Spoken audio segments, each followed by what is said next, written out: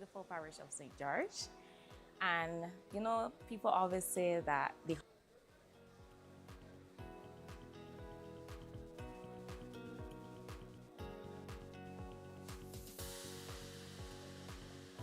Hi, my name is Alicia, and I grew up in the wonderful district of St. Jude's in the beautiful parish of St. George. And, people always say that the heart of any. All right, it is 7:02 p.m. and it is therefore time for me to officially welcome you to the start of Ideas Forum, St. George edition. I'd like to invite the two MPs for St. George to the front, please.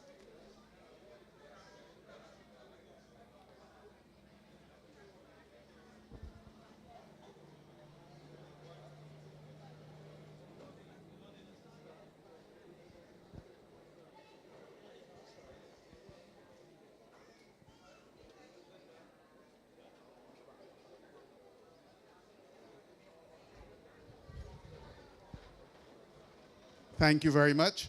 And those of you who are standing on the outside of the tent, would you please join us on the inside?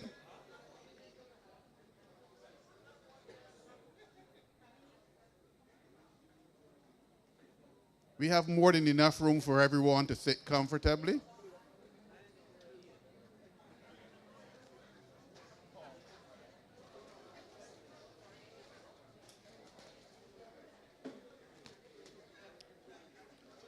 Thank you. By way of housekeeping one final time, if you are planning to make a presentation tonight and you've not yet done so, please go to the table at the back of the room, give your name and the issue you're dealing with to the team from the Prime Minister's office. They will give you a number. That number will determine the order in which presentations are made. Additionally, note that there's a 5-minute window that is given for every presentation, but it can be varied by the moderators depending on its content. So with that, we will get going now with a video on St. George. Sit back, relax, enjoy the video, and get in the mood for the rest of the night. Thank you.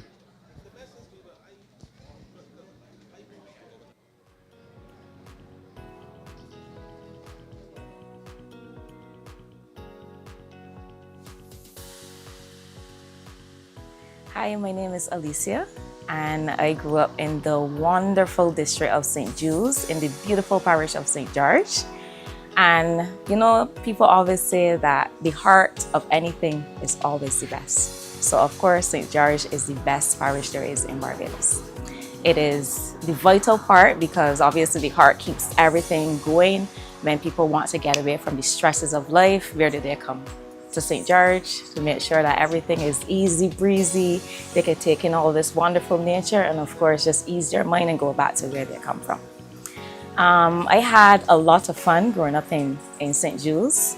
I was probably one of 2 girls in my district, so of course I had all of my time with my brothers and their friends. So I did things like cricket, I did go-karting, not go-karting, but watching go-karting, and of course watching the fellas fall off the go-karts.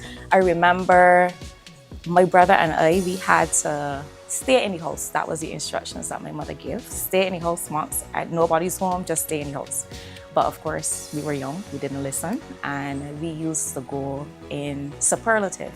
And that's where the guys used to do a lot of the go-karting races, of course, homemade go-karts. And there was this house with these steps right in the corner. And I saw that go-kart claim the kneecaps, the elbows, the chins, the everything of some of these guys because not being able to control the go-kart, obviously, they fell and it claimed their body parts. That was fun for me to watch and laugh. And it was fun for them, obviously, to, enjoy life. My summers was my favorite because I got to do a lot of roast breadfruits. I got to do a lot of cricket. We played cricket with anything that we could put our hands on. If there wasn't a ball, we played with lemons, grapefruits, green coconut, sometimes even golf balls, just to have fun. And I think that that was the best part of growing up, just having that interaction. Roast breadfruits, as I said, we did that a lot. So we would eat roast breadfruit Sunday to Monday and back. Roast breadfruit and lemonade. And there was this particular guy in the district that anytime he felt like eating a roast breadfruit, he would go in the tree and he would not come down with just one, because obviously sharing a roast breadfruit between 50 people wasn't ever going to make it. So sometimes he used to come down with like 25 breadfruits, and from the time the fire started, everybody just came out. And I love that about our district. Some of the things that I would like to see happen is a community garden. I think that that would encourage the youth, the elders. You know, the elders like to teach the children about doing certain things in the district. I think that's something that's missing right now. So doing a little community garden where we can all bond together and, you know, buy some carrots, some beets, some okras, and just plant them in a little area where everybody would be able to reap the crops. I'm not just saying that this is something that one person does, but we can all join together as a community and do this, and it would take some of the burden from the supermarket. I think as well, having a little bit more empowerment program for the young men and women in the society, teaching them to do things that, you know, they're not taught in schools. A lot of financial literacy, things that they can do with their hands other than, you know, the negative stuff. Being able to do things like that, I think, is something that is missing right now. And I think that it would be good, not just for St. George, but for Barbados overall. I'm Danny. I'm a resident of St. George, and I've spent my whole life growing up in St. George. St. George is a place of fruits and fun. That's all I could think about, really and truly, you know. Road tennis, cricket in the road, go-karting. I heard there's a go-karting competition coming up. But mainly, as a youngster, especially during summer vacation, the fun thing to do would just be going around in the neighborhood and asking the neighbors to have some of whatever fruit is in season. And throughout life, you know, I found a love for nature. Now, one of my hobbies, I love to keep birds and fish. You know, I sell them too as well, but mainly as a hobby for fun.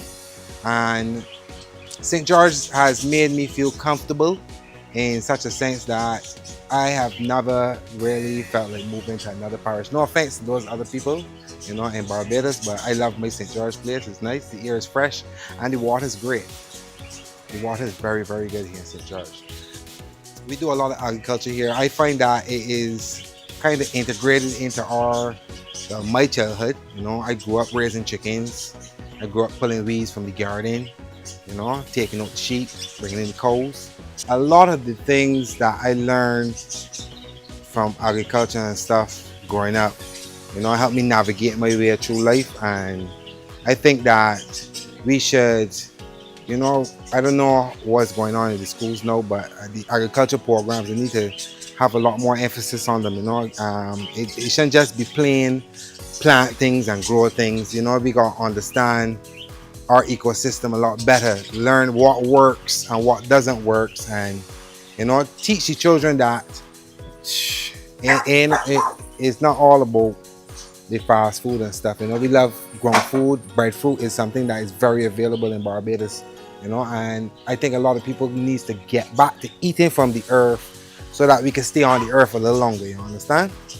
Even if we could take areas that a lot of bushes growing on, and could maybe, it doesn't have to be as big, but recreate locations in Barbados, especially in St. George, like the Botanical Garden is where we could utilize as parks, could even do it as events. So it wouldn't just be a wooded and bushy area, it could even be planted with fruit trees. And I guarantee you, if you come into my neighborhood and you do something like that with one of the bushy spots, I would come out and maintain it. It's no questions asked, because that will become a treasure in my neighborhood for sure.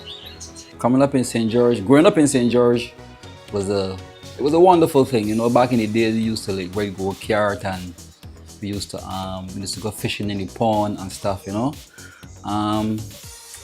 I find that the youths nowadays ain't really educated about these things, you know, and I would love that the older folks like myself and others to get together and get some youngsters to educate the youths about the days we had.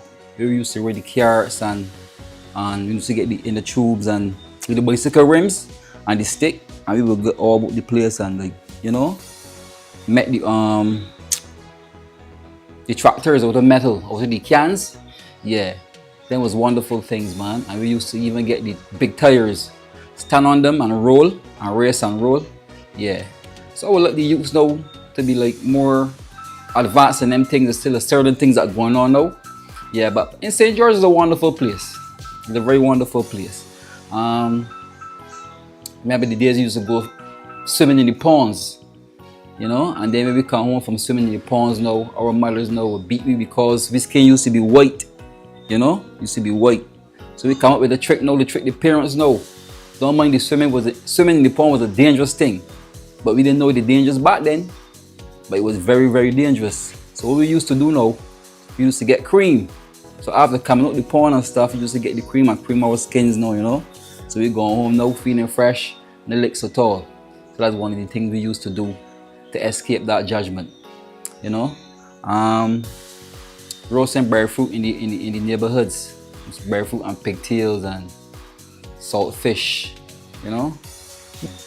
Yeah, so one of the things I would like too is like governments and private sectors, you know, because, you know, one hand can't clap, many hands on deck will make light work, you know. So I would prefer, like, I would love for the government and private sectors to come together and, like, with some of the youngsters, with some of the older folks in the neighborhood, and, you know, we come up with a competition with the youths, like get some gold carrots and got a gold carrot competition, you know. You got a prize, a first prize, a second prize, a third prize, you know, and that will help the youths know, like, to think more positive, because instead of them out there so fussing and fighting, a man will say, well, look, I can get $500 if I win this gold carrot prize. So what I can do now, I can go and build the sweetest gold carrot I could ever build, you know, and look to win this prize. We want peace and love. So if we get together and build a stronger community for the youths, the children is the future, you know, the children is tomorrow.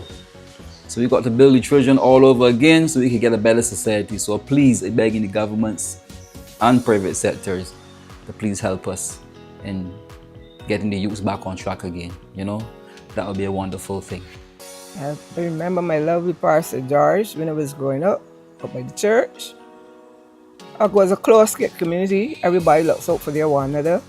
Our family, not only our family, the other people's families, every children's families, everybody was in one. So you can't do nothing and expect to go and tell your mother's such and such a thing. If anybody can give you a lash, anything. It was most a close-knit community. We play upon the night, parents and children play together, and we have our recreation was like go-karts and we them cause kind of thing. So we will play. We used to have a lot of fun. We have no violence. Growing up, I never heard of no violence in the part of St. George. I was on the Glebe. I never heard it. Then I moved to Erie Hill, and down here is the mostly a community all together. The other people come in now. But otherwise, it was just, if I made parish, it's a lovely parish. It's part of St. George. And the most thing that we have is that the children could get back to church, mostly church. Because the one thing we have to be at church all the time, but no, we don't have any children ask parents. Parents ask children if they want to go to church. So that is one of the main things that if we could get back, the younger people to church. And then some activities, some more activities. My name is Rukti Paris, and I am from Salters, St. George. I remember in my youth, we used it to repair cricket wickets. So when vacation coming around, we use it to roll, cut, water, and prepare our wickets. What we use it to do as well is get youngsters from Flat Rock Mylor Sill, Church Bottom, Lears, and we use it to roast breadfruit, also lime and sugar with water. All those things we use it to put together and play cricket the whole day. I would like to see the generation of between 11, between 8 and 15 or 21 coming together and make the community a safe and livable space that everyone could be comfortable in this space. Cracking jokes, sitting down up underneath the street light and playing dominoes, playing cards, playing draft. We had a wonderful time playing draft underneath the street light. And raising livestock. Another thing I would like to see come back to this community is raising livestock. I remember running down sheep, running down goat, pulling out cow, staking down steak in the rain. And we don't have that anymore. Yes, everybody looking to develop, but there's land that we could also look at occupying where it comes to livestock and so on. Chickens and pigs, and because the houses are so closely knit, we can't really do the in-house livestock, but there are areas that we can also look at if we can get the help, that we could almost lease a piece of land and look at making a holistic come together. Let me say 10-15 boys, and we do pigs, we do chickens and so on, like the primary school and also the secondary schools to have evening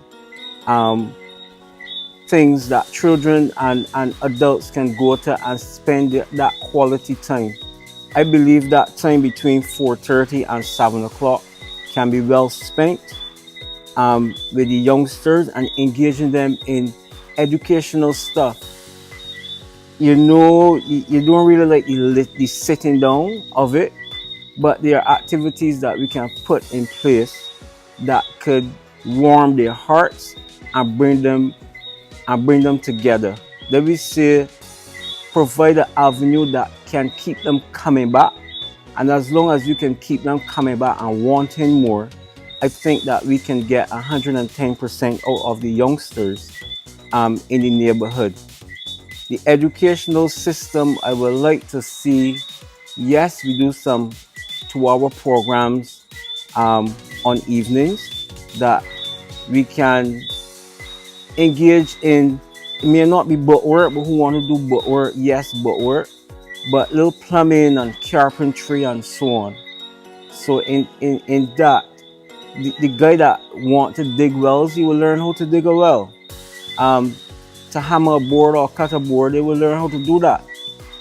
Those are the kind of things that I would like to see come back to this community. Thank you. Yeah, blessed day to all. You know, I just here to, I trying to enlighten everybody about the farming and them things to try to keep the youth from problems, because I start this thing here in North Carolina, so I want to show you I build this up for the youths. So this is how we're trying to get a lot of problems in St. George. We ain't really got no problems, man. The youths in St. George fairly good, so I would like me to get the agriculture thing going again. That's the truth. Yeah, and as you can see here, I got a set of fruit trees planted as well. Like, I think we got a lot of lands in St. George, like, employ the youth, you know, like some minimum wage, we clear off the lands and pay them to plant some fruit trees to be beautify St. George again. You know, we got like 100 trees planted already, and we aim is like 500 trees. You know, this is the sour salt. We aim is to plant 500 trees. If we clear over some of these lands in St. George and beautify them with fruits, that would be great. You know, you will get the youth from in trouble, man. Show them a better way from start. This is the cherries. You know, we got further down, we got apples, Yeah, we gotta get these programs up and running. Up and running. The young farmer, and he's doing very well, you know. So let me try to encourage the youth in agriculture, and let me get this crime and violence out the way. Don't let come and run St. George at all.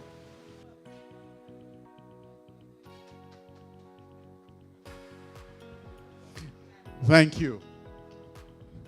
Now I'll turn you over to Alex Downs and Tahir Bulbulia, who are your joint hosts for tonight. They will guide you through the rest of the proceedings. Thank you so much, Roy. And good night to everyone. Good night to St. George. As you have heard from Roy, these are the idea forums. My name is Alex Downs. I'm the Prime Minister's Press Secretary. To my left is a face, or rather a voice, that I know many of you would be familiar with, Mr. Tahir Babulia. Good night, everyone. A pleasure to be here and a pleasure to be alongside Alex. Looking forward to all the ideas coming from St. George. And I'm happy to see everyone here early and on time. So it promises to be an exciting night. And you see some of the ideas here in the document. So definitely looking forward to it. Yes, certainly. So as you've heard, this is your opportunity to share, not just with the government, but with the public and the communities in St. George. You know, your ideas for how you can make it a better parish and a better community overall. So we welcome you to come to share your ideas. As you've heard, if you do have an idea, there's a table at the back where you can just make a note so that we have a list of the ideas and we can help you build them out. And if you do hear something tonight, also feel free to think about it. And if it burns deep inside you and you have an idea from it, feel free to come up and share as well. So without further ado, I'd like to welcome the first speaker to the microphone, which we have here to my left, your right, Mr. Jonathan Collymore. The floor is yours. Please give him a big round of applause and welcome him.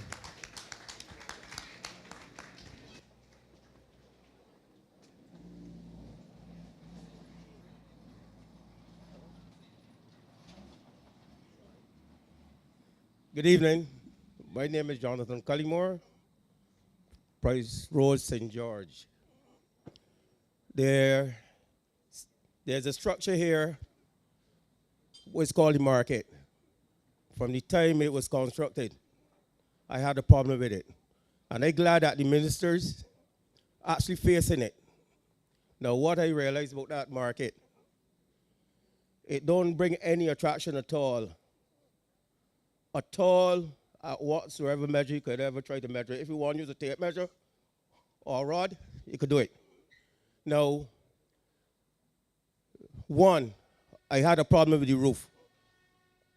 Sometimes I just wanted to know these people that design things, what we really be thinking. What they can do to make the roof more enhanceable for a lot of other purposes, solar panel. If you look across here, tell me what part a solar panel could hold on that roof. None. It don't have any attraction for the amount of vehicles that pass through this area. As a friend of mine tell me that you got to put a Chevette or Kentucky up there in order to get people up there. Right? Because one of the ways to do it, get a boat and do it, get back who design, if they're still living, call them back. And try to actually get a more better design into it. And that roof, look, when that first built, I was a youngster, and I had a bet that can get trouble. If anybody could tell me from the ministry that they don't get problems, well, that's the part that them know. One of the ways to go about it, and as I would say, is get the technocrats to put together something and come up with it so that it could make it a better. Let the villagers don't just go by the technocrats. Let the community have a say in what they want in it. Mr. Collymore, and how they need it. Pause for 1 second. Forgive me for interrupting. I want you to change course for a minute. I don't want to stop you from talking about the market. Yeah. What I want you to do, this is Ideas Forum, so we want to take a positive approach. Yeah. So you recognize that there are challenges. Challenges, You live in the area, you recognize what is wrong with it. What I want you to do is to outline to us what you would like to see done with the market as opposed to telling us what is wrong with it. Okay. First, if it could be a way where they can remove the roof and put a flat structure, that could work. Next, they can do, in order to make it more attractive, right? Beautify it some more, because right now, what we can do with it, it could, with the amount of vehicles that pass St. George, that could be a lot of business opportunity for a lot of people. And I know because it is not in a hidden area, it's up on the incline. So what they could do with it is try to get as much much onto it coming across to the other side. With the car park that they have there is fine. All right? And the amount of, and this is what I'm saying, if you put different businesses in there, not all one, because if you put all food, not so. What they can do is make sure they got a bit of everything inside there, and that can go a long way instead of putting food. But I would say this here for sure. All right? If you're doing it, you understand, it must be done in a way that to actually don't have much problems whatsoever. Okay, thank you, Mr. Collymore. You have another point? Or? Yeah, my next point is that with the crime that we have in, I realize that our police force would have to be upgraded a bit. One of my ways of upgrading it is having some equipment. Now, when you call a police officer to a shooting, and he get in a vehicle that anything, a stone can get through, he's not going to feel comfortable. Instead of going looking for a commercial vehicle that look a bit stylish, you have to make the guys inside there feel safe. There's not a shortcut with it. Because I can tell you, when you actually in a vehicle and you're going to anything that can cause injury, and you in a vehicle that's safe, that is one of the things that's going to make you react better. If you're in a vehicle that you're frightened, but there's much you could do when you get out. But if you're able to get out, but if you're in a paper tiger, like a vehicle, like whatever, you call out a police officer, he's going to be let things. So what to do? Get there's vehicles, that armored vehicles, that the fellas can use for the night or use anytime. If there's anything they have to respond to, they can go and enter. If a vehicle actually get into a situation where it get gunshots coming at it, well, the fellas saying it stop. But at the time for there to get from here to there, let it get out there safe. It didn't make no sense that you be driving in something that where you could pay the rock, it could go from one side to the next. And the next thing, if a police officer have enough training, and I never hear about indoor shooting range yet, but the Attorney General could make sure that these guys, because with these situations that coming now, you can go draw a firearm regular. So, it didn't mean about it. But when a guy have a firearm. Mr. Collymore. Yeah. Sorry, not to interrupt you, but I just want to ask, just along the lines of what Mr. Morris was asking, I think we understand, your first point in particular with the market, and then obviously the second point focusing on crime and how it then affects, not just the society, but the police force as well. So just taking your point, if we could understand from you what your suggestions on how we can improve the situation or address the situation with crime, specifically. So you raised the point of maybe armored vehicles. Yes. I'm not an expert in the criminal crime fighting. I don't know if you are. Training. But if there's something that you could offer, I guess, to address the holistic problem, because you sound like a man from the community of St. George. Yeah. So you sound like you have a vested interest in these things. So just to help us, I guess, open the Ideas Forum with that component of, assisting, how can we get this from here to where you want it to be? Okay. Now, with the whole policing, you cannot, and what we would like to see them be doing when they come on the streets, you got to feel it from within yourself. One, and two, once I know that they're getting the training that they should be getting, I of myself will feel comfortable too. But at the end of the day, you know, with how the attorneys would be, you know, you got to do things a certain way. And no matter what you do, these fellas would be trained, and I know that there's training that they could get that will be like that. They could get really efficient. And I know it's not hard, it's just that they're going to have to be exposed to the training more rigorously, and that part will be quite fine with me. But for right now, the way how crime going, then I know that the stretch out. Mr. Colmer, I want to thank you for your opening tonight. Again, I'm not an expert in the area, but I would recognize that, you know, there is quite a bit of training that goes on in the police service. Yeah. I mean, obviously, like anything else in life, you can always improve. So I take that angle from your points. You know, there is obviously that ways that you can go, but I would like to at least assure you in that, from my knowledge, that there is a very high level of training that goes into the force. So I don't know if that, for example, may allay your concerns, but... Yes, I quite agree with you that they do. Yep. And if you must have, if you don't have the facilities, the training won't go much further. I'm not trying to put this down. You must have the facility. You could listen. You could put all the training on paper.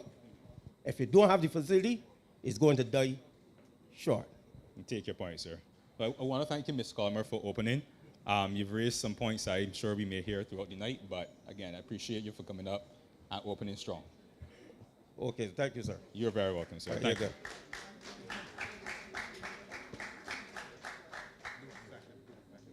I want to introduce Kim Bourne to the podium, so please give her a big round of applause.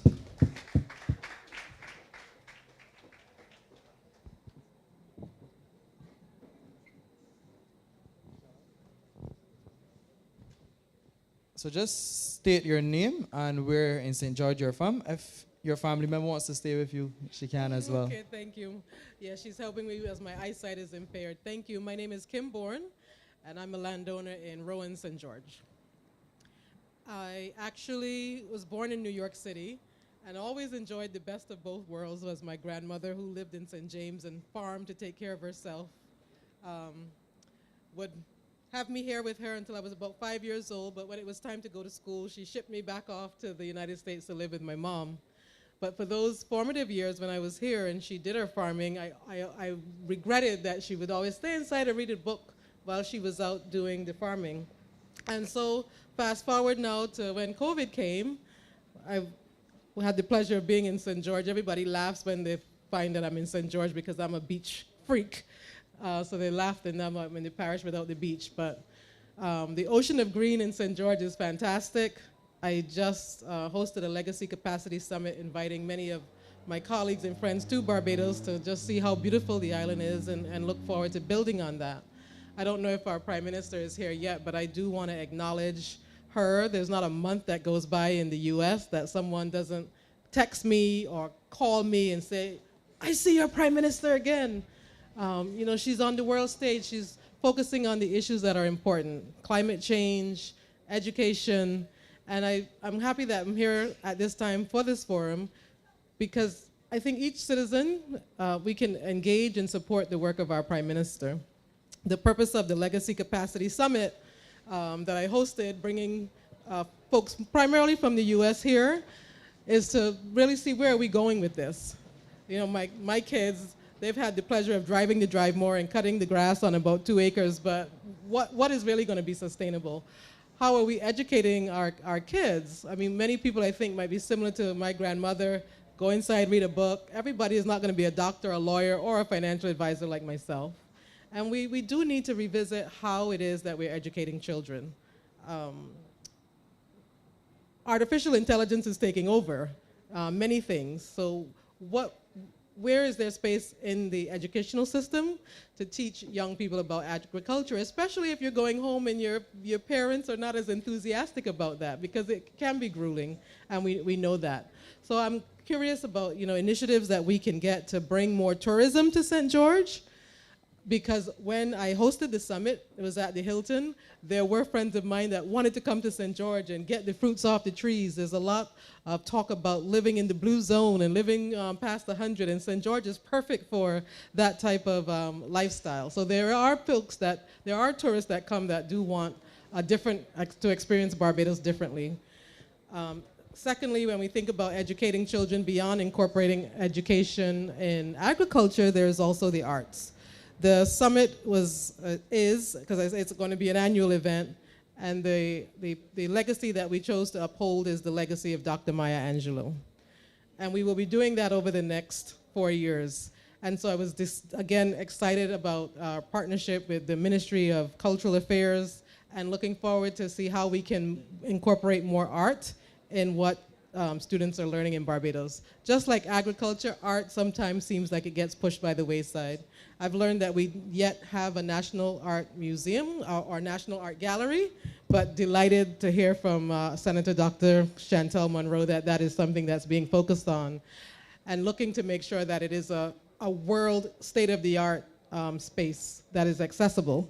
One of the organizations that partnered with us is the Deaf House in Barbados, and wanting to make sure that, especially now that my eyesight is also impaired, that as we build infrastructure and we create this fantastic art gallery, that it is going to be accessible to everyone, regardless of their capacity. Those are two of the key issues, and I would say other ideas for people like myself, people who are part of the diaspora, but spent about 9 months here during COVID, and thankful that I could come to a country where the government was sensible, nobody was injecting Clorox, people took curfews and masks seriously. It was just a haven for me. And I'm thinking, what other things we can do to engage Barbadians who are outside of Barbados to really come back, to give back in meaningful ways. And we hosted the summit. We're going to do it again next June. We made sure that it is hybrid, so wanting to find ways that other Barbadians who may not be able to pay to come to the summit or get to the hotel because it only has about so much capacity, but being able to connect virtually and being able to contribute ideas for a better Barbados. So thank you for hosting tonight. Look forward to having more conversations, figuring out how we can really put a lot of what was already set into place with agriculture, getting more young people involved and passionate about agriculture. I think as we also have to stop criticizing the young people and capacitate them more by not complaining about what they do, but teaching them how to do the things we would like to see them do. So thank you. So thank you so very much, Ms. Bourne. Just 1 minute, just have one question for you. I commend you for coming to the podium and sharing your ideas, and I commend you for coming home and also bringing people to Barbados as part of the summit. So I really commend you for that. I'm looking from the outside in, as you said, you're now come back home and what's not. What are some of those opportunities that you see in terms of bringing tourism to St. George? Yeah, I think I don't know, has anyone seen that Netflix series, Living Past 100, and the whole concept of the blue zone? Are we familiar with that? I mean, a few people are. Few people are. I mean, we have a blue zone right here in St. George. Who's that? I'm not sure if that person is speaking to us. Okay. Yeah, so I think, lifting up the centenarians that are here, most of whom will say that they are able to live vivaciously by eating more ground foods, less processed foods, more plant-based foods.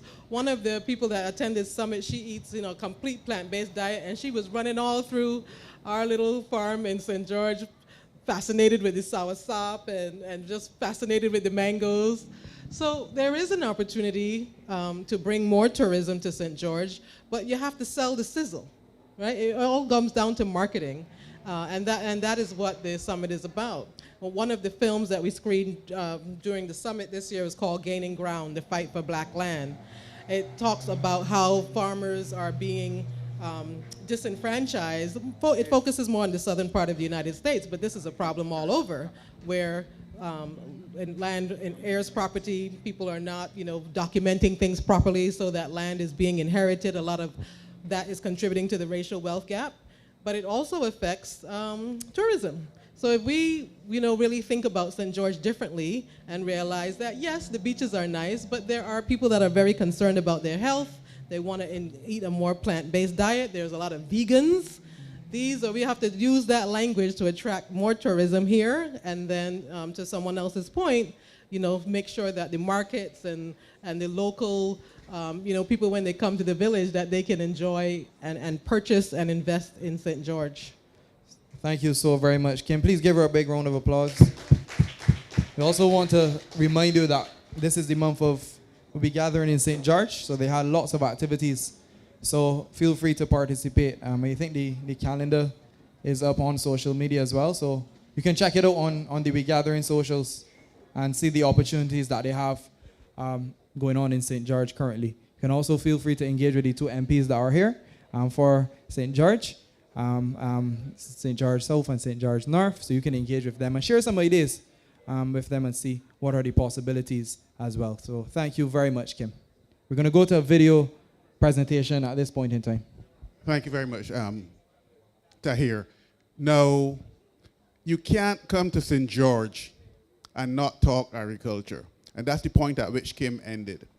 The St. George Valley, St. George generally, is perhaps the most fertile part of Barbados, and agriculture has been a mainstay. So I just want you to watch a video here.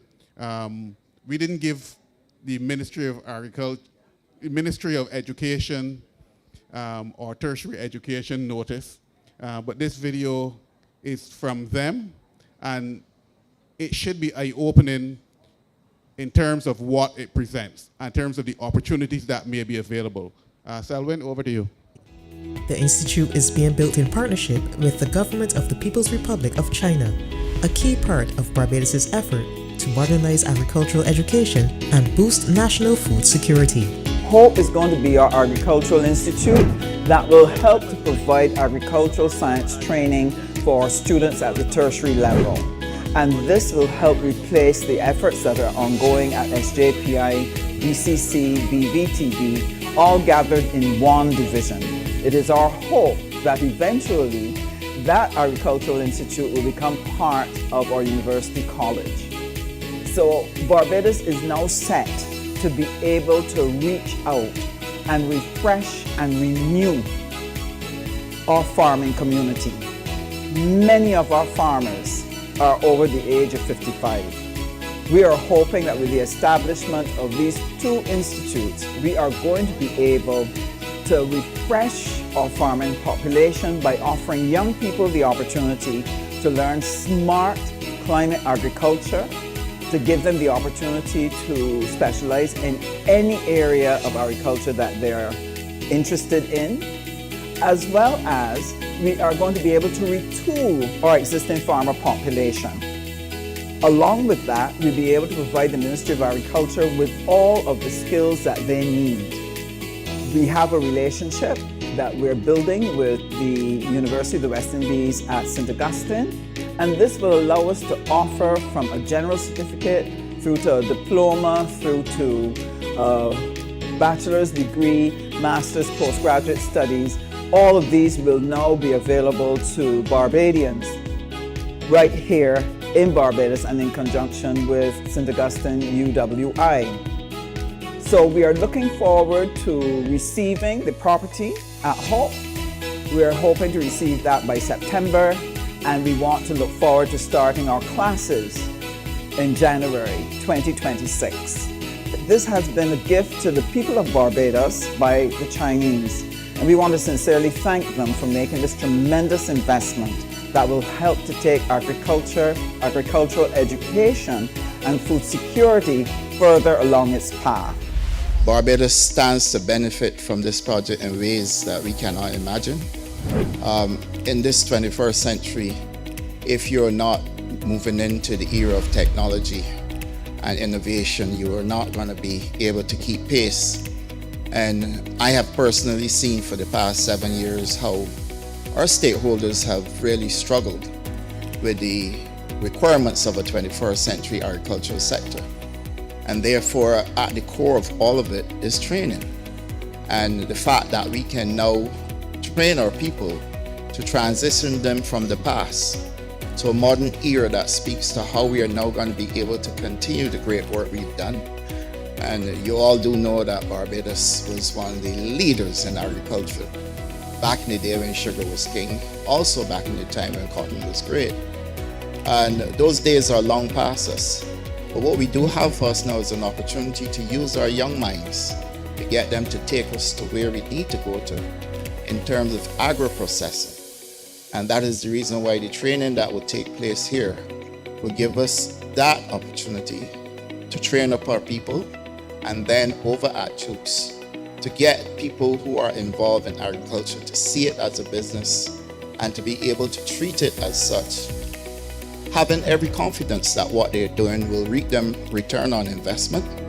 And that Jukes project is, I mean, we can talk all we want, it is exactly what is required to give people an opportunity to feel and experience what it's like to turn a primary agriculture product into an actual value chain product.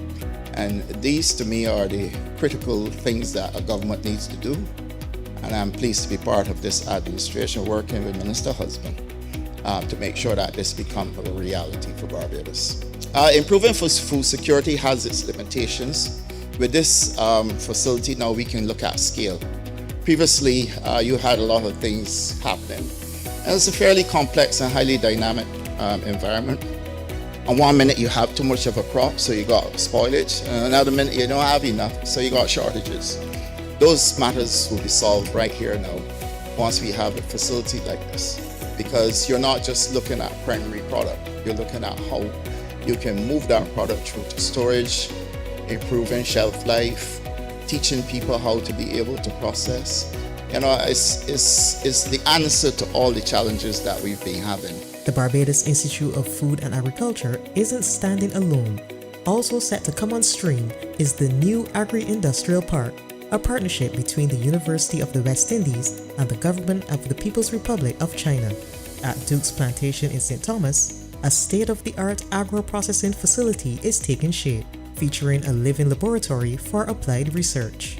At Jukes, we have some 28.5 acres and about 13 buildings, and this will be given over to the University of the West Indies, where they will find the opportunity to be able to do the type of agricultural research that we can innovate, develop new products, that we can provide skills training in various areas that are important for agricultural production, where we can do agro-processing, and all of this is going to help support us in being able to develop export-led growth in agriculture, as well as in agro-food processing. So there's going to be a continuous relationship between the Ministry of Training and Tertiary Education and UE in that effort at Jukes. Progress may have slowed briefly in the early stages, but the project is now advancing steadily. What we've had over the time that it has been under construction, we've been able to set up a number of the buildings. At the moment, the government is now installing the electricals and a couple of other utility services for the property. And then the Chinese are going to finish the building in providing us with a number of additional elements to help make that project work really, really well. So we're very pleased that we are continuing that process to bring us to completion.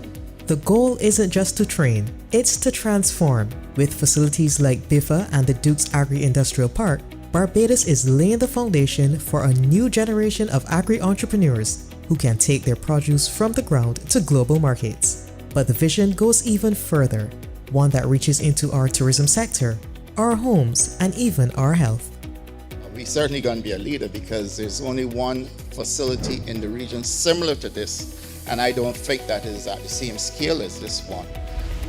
And equally, we're going to have an opportunity now for people to be able to look at what they can export. So if I wanted to create an Indarware brand to export, here's the opportunity now at Jukes for me to be able to do that. So that we now start to realize that we can now have a society of entrepreneurs in agriculture due to the training that Minister Husband made available to us, but equally because they can now see the real business And because they have had the opportunity to experience the training and the use of the technology, the agro-processing, seeing what it really means to go to the value chain, that is where we're going to have a different society. And that is where the enfranchisement, economic enfranchisement that we've been speaking about, clearly kicks in with our people. One of the things we want to tackle is to be able to help the hotel industry to start to use the produce that we produce. But they can't do it right now because we've not been able to get our farmers to be able to operate in a way that gives them sustainable sizes, quality, and so on. So through the training of our farmers and then the new farmers coming up is going to empower Minister Ware to be able to work now with the Ministry of Tourism and the hotel industry and the restaurants to be able to use some of this produce which we are going to be looking at. And because of how we're doing it, they're going to be able to do the bulk production by using smart techniques. You're not using as much of the open field. You're going to be able to produce a lot more on smaller spaces, so it means the volume is going to be possible. But what is of even greater interest for me is that the average householder can come and take a short course.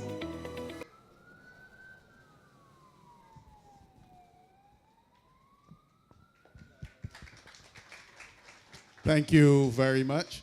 The full video is available online. You can get it on the BGIS website, or you can get it as part of the video for tonight's event through PMO's website or through PMO on YouTube. I'll turn back over to you, Alex. Thanks so much, Roy, and thanks for sharing that video as well, because I think sometimes it's good to see the work that's being done on the ground.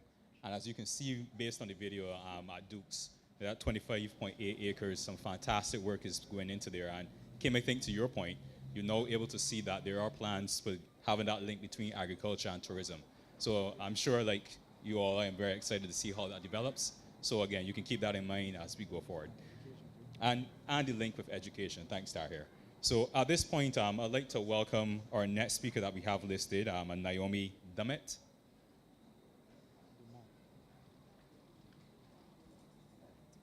Give Naomi a round of applause, please.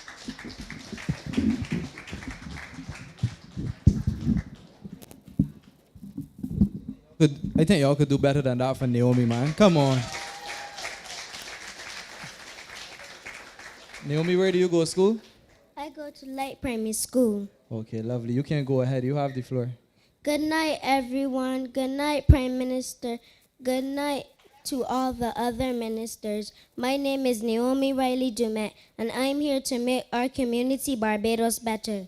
Number 1, police patrol. We should have more police on patrol, so when bad guys see them, they will stop their bad activities. Number 2, we should make sure that people do their job at all the ports properly and make sure that they do not bring in any guns.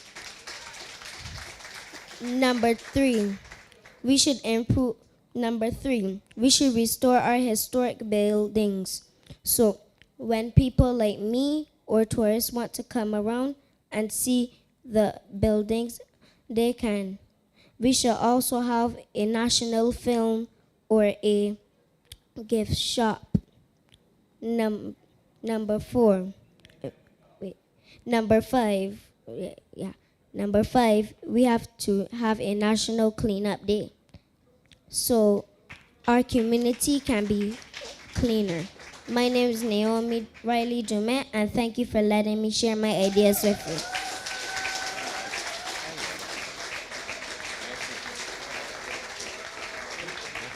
Naomi, thank you so much for coming up here and confidently and boldly sharing with us. You've raised some excellent points, and I think perhaps the last one you raised, I realized a number of people in the audience seem to agree with you on a National Cleanup Day. You know, there was a video I think I saw last week with someone from overseas remarking about how clean Barbados is. And that's not by accident. That's not by chance. That's because, you know, the Prime Minister says sometimes cleanliness is next to godliness. I think if we can start to take on some of the points that Naomi would have raised, then perhaps we will see a change in society that will benefit all of us. So Naomi, thank you so much. You've really made a mark tonight.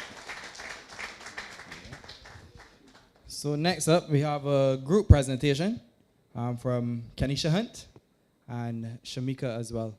And their topic is on education and culture. So please welcome them to the podium.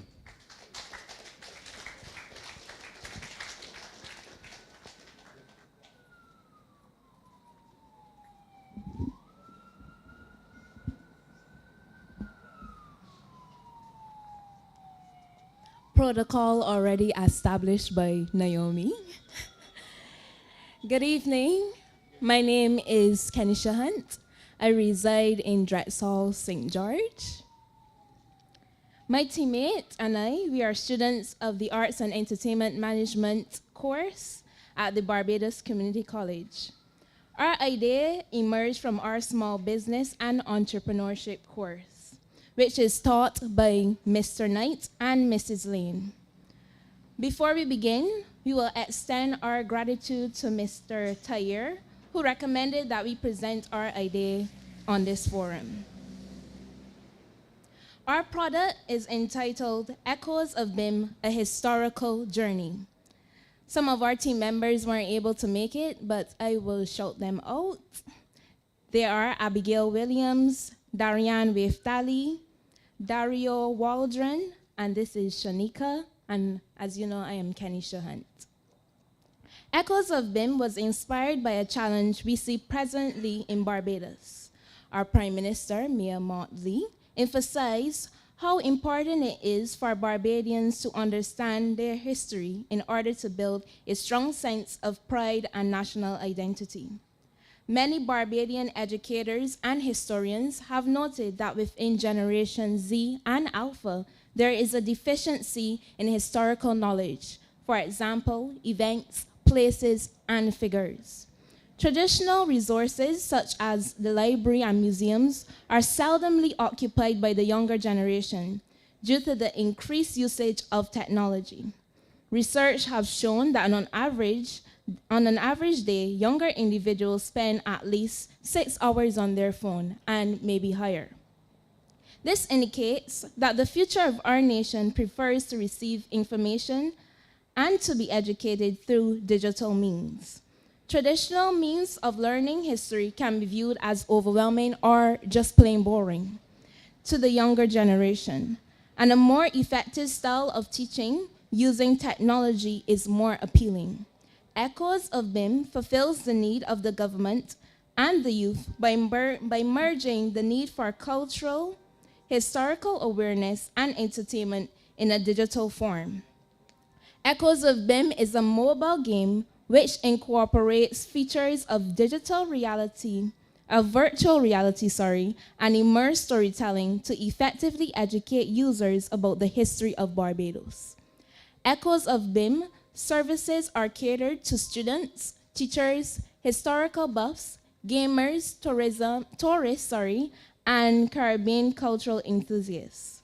These are individuals who are interested in learning about Barbados' history and culture by using conventional tools which strive to blend education, tourism, and entertainment to further enable and enrich minds. Echoes of BIM uses creative methods such as interactive historical quests and challenges in order to educate their users. Let us take you through how the game can be played. Upon opening the game, you are prompted to select a historical quest.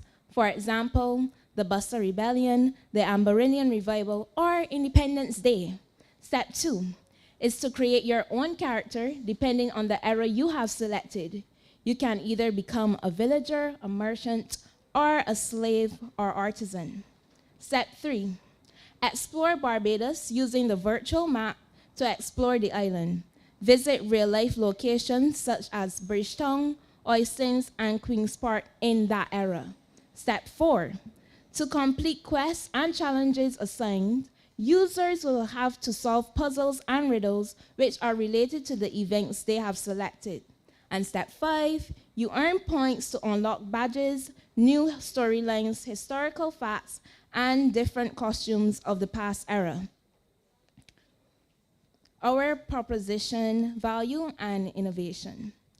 Echoes of BIM aims to educate, inspire, and empower through interactive storytelling that preserves and promotes Barbadian history and culture, making learning engaging, accessible, and deeply meaningful for all. Echoes of BIM transforms Barbadian history into an interactive, engaging, and adventure empowering learners, inspiring cultural pride, and making education fun through game-based learning and exploration. Our key value elements. We believe that our product will have an educational impact. Aligned with the Caribbean curriculum, for example, CXC and CAPE, the game teaches historical knowledge and cultural awareness in an engaging format ideal for school and personal learning. This style of learning will be an excellent addition to our developing education reform strategy. Cultural relevance. The game showcases the authentic Barbadian heritage, events, figures, and landmarks, making it a source of national pride and identity. Accessible technology. Echoes of BIM is a mobile-friendly and off-capable game, removing the need for high-end devices or VR, which widens the accessibility for students and casual players. Gamify learning. Quests, achievements, and storytelling elements make learning history enjoyable, memorable, and interactive. Tourism and diaspora appeal.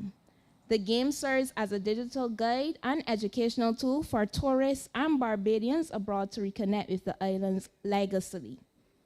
I will now transfer to my colleague who will go further into the game. Thank you. Good evening, everyone. In our strategic planning, we have identified the strengths and opportunities of developing Echoes of BIM. Some of the strengths we identified are the game has a unique focus on Barbadian heritage. It creates strong cultural partnerships. It has unique local focus.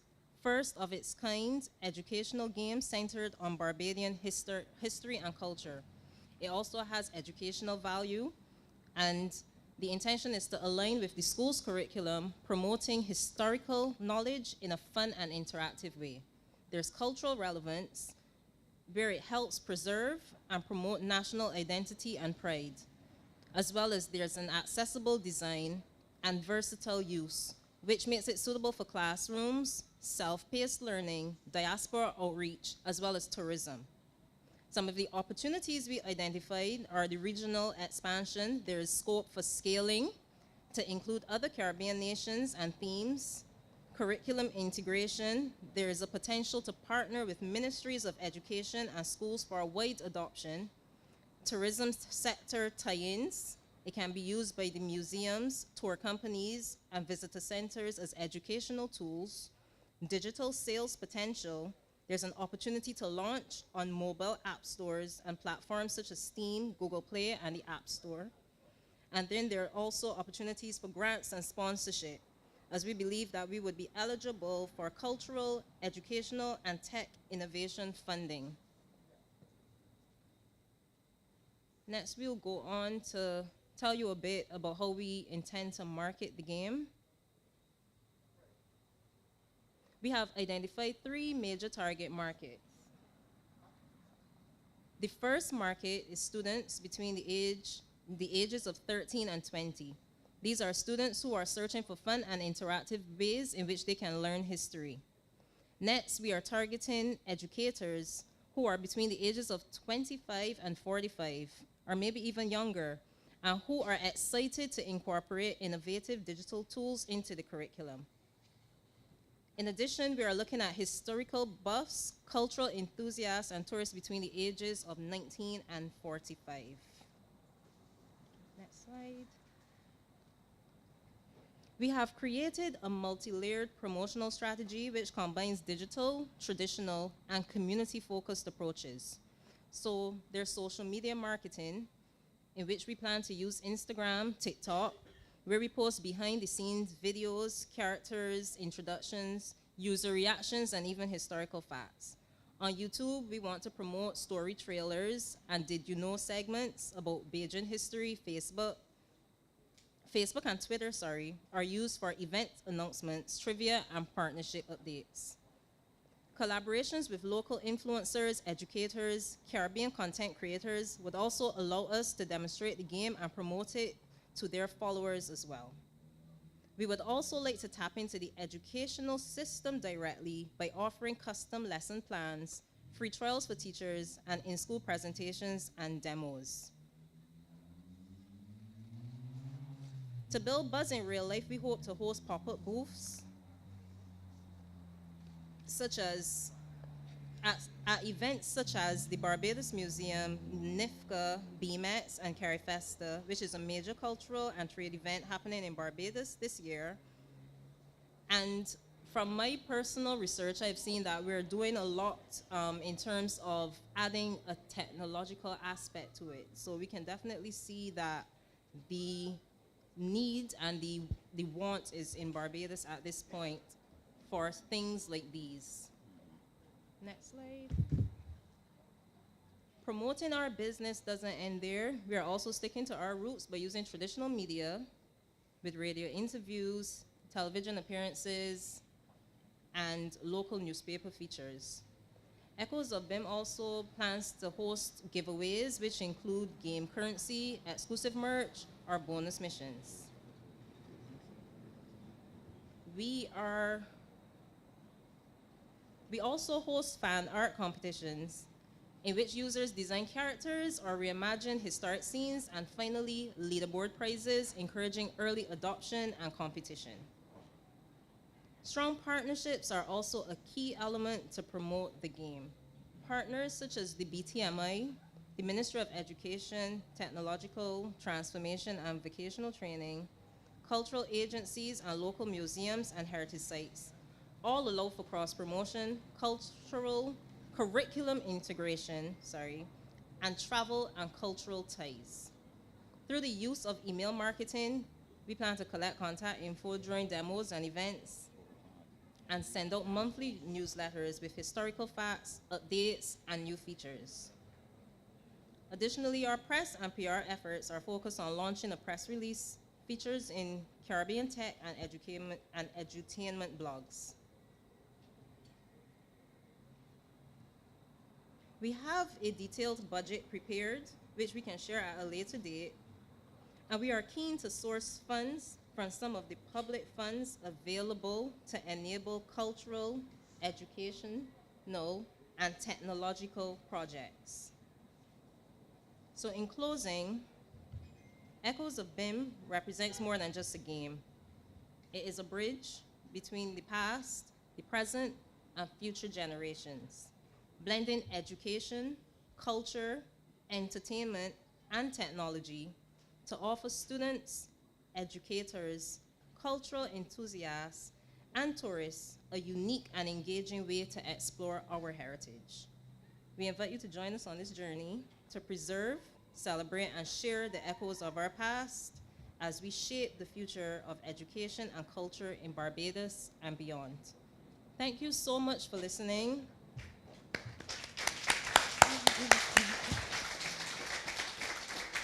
Kandisha and Shamika, I genuinely mean it when I say this. I want to commend you for coming up here. Oftentimes, let's give them a round of applause. Oftentimes we hear, a lot of negative talk as it pertains to our young people. And what I've just heard is a deeply thought out plan that crosses over education, technology, business, culture, history, so many areas that are of critical importance to our country. And I regret, obviously, your other team members couldn't be here, but I'm sure that they also are equally as proud as you of the job you've done. I have one question for you. As a young person, the area that you focused on, what is it about that area that you found so important that you felt it needed to be gamified or taught in schools, or as young people you needed to learn a bit more about it? Because usually we would find that people more gravitate towards entertainment, they like to be on the phones, on TikTok and so on. But you've clearly identified that it's important for us to understand our history and our culture. Just want to find out from you as a young person, why is that? Well, I'll go first. My name is Shanika Burnett, and I am most known in Barbados as a fashion designer. I call myself a child of the cultural industries. I grew up attending all of the craft markets, going to all of the cultural celebrations from Kiddies, Kadooment, Junior Calypso Monarch, Carrie Festa. I attended the Village of Hope in, I think it was 1996 or something, so aging myself here. But I have spent my entire life wrapped in culture, and I feel like it has enriched my life. And I think that enough younger people either don't know or don't seem to have the interest in it. And I think that that's because they're unaware of how much a part of us it is. So I personally thought that this was important because I always felt that culture was very, very important. It is, you know, Sanko for you look back to look forward and to go forward. And I think it's very, very important even to address a lot of the issues that we have today in terms of understanding who we were, and hopefully that could help us better cultivate who we want to be and who we are becoming.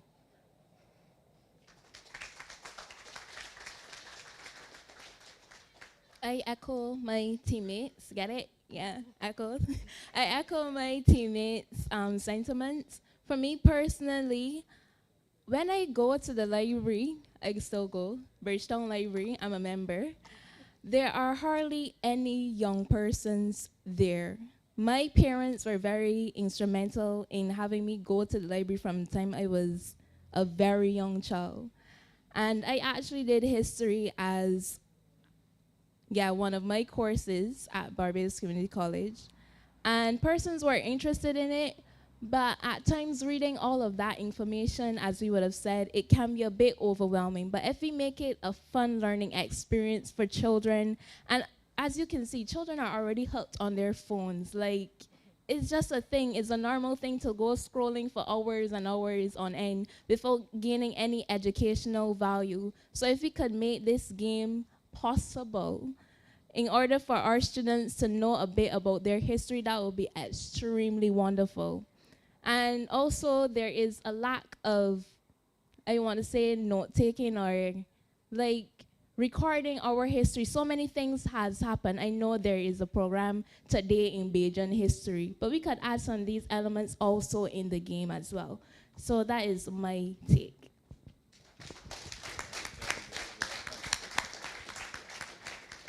I don't think we finished with y'all yet. You gotta get some pressure.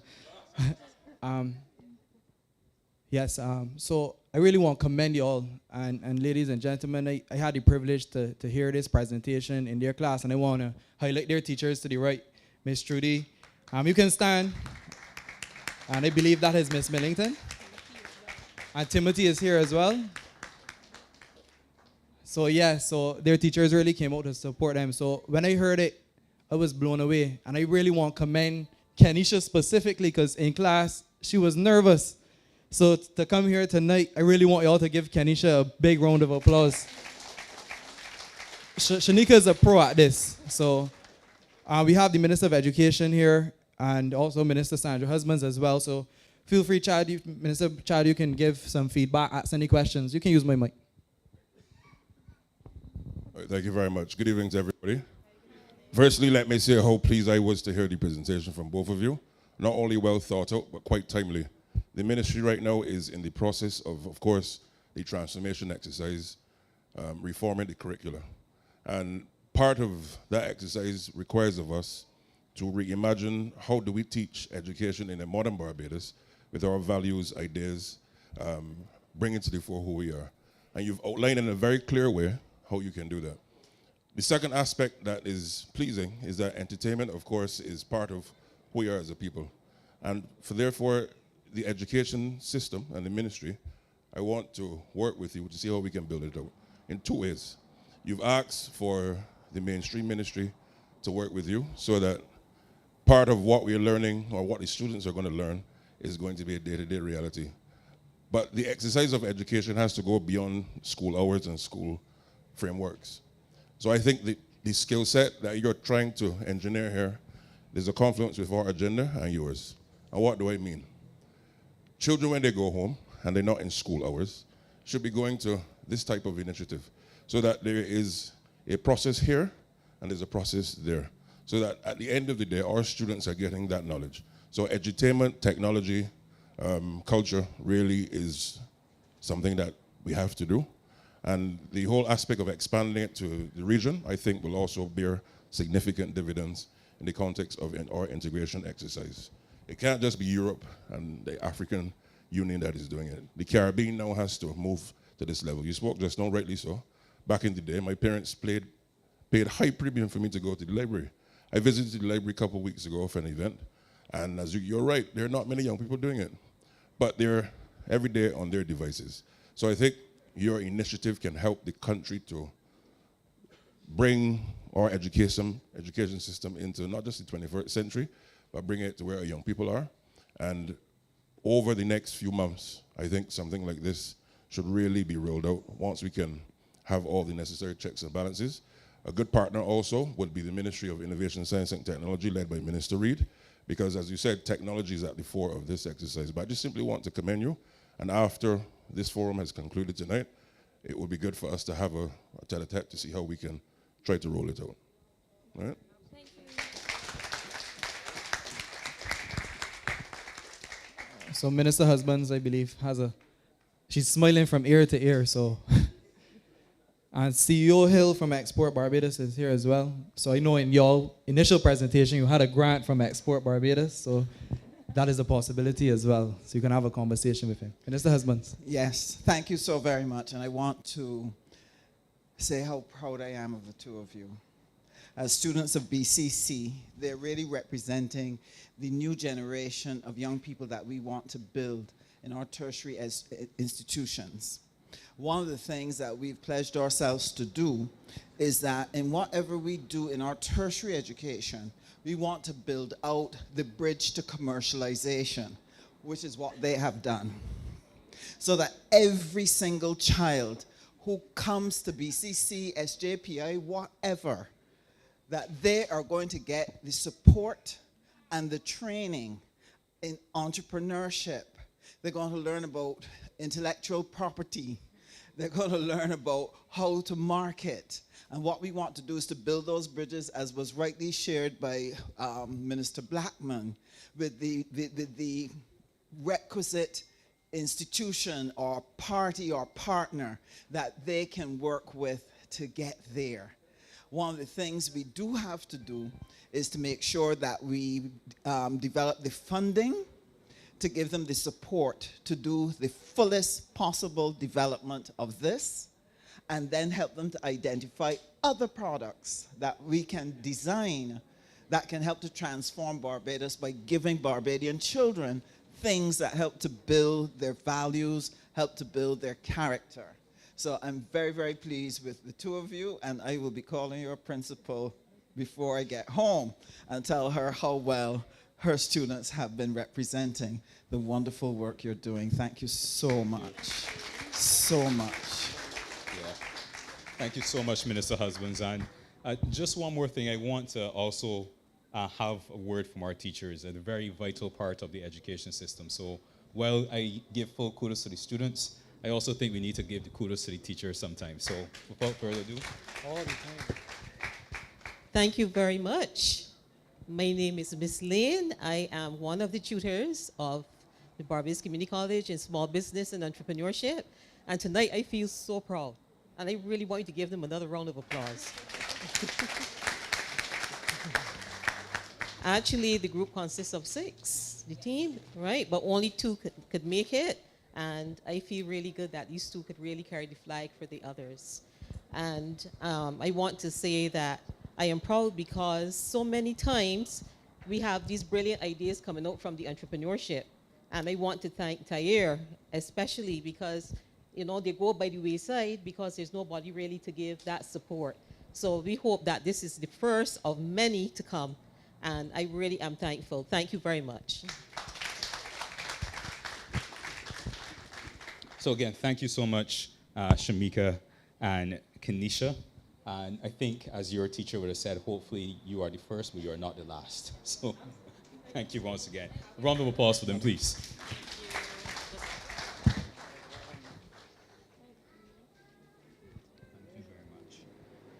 So at this point, we're going to move on to our next speaker.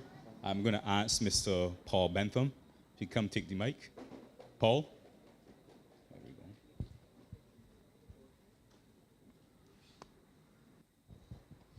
Paul, you have some big shoes to fill. Good evening, everyone. And welcome to St. George, the best place to live. I grew up in St. George in the 70s. I remember we moved from Speightstown to St. George, 1970.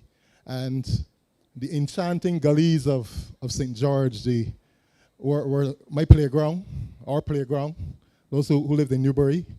And those who lived in Ellerton, we would traverse the gullies to get to those districts to play cricket matches. I don't know if Minister Sutherland remembers those days, but certainly Roger, we were just talking about that.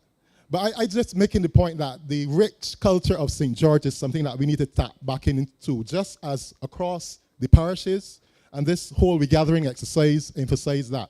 We need to regain the structures that work for us, obviously tweaking them to a modern context. And I specifically want to speak of the rich heritage of the sporting infrastructure in St. George.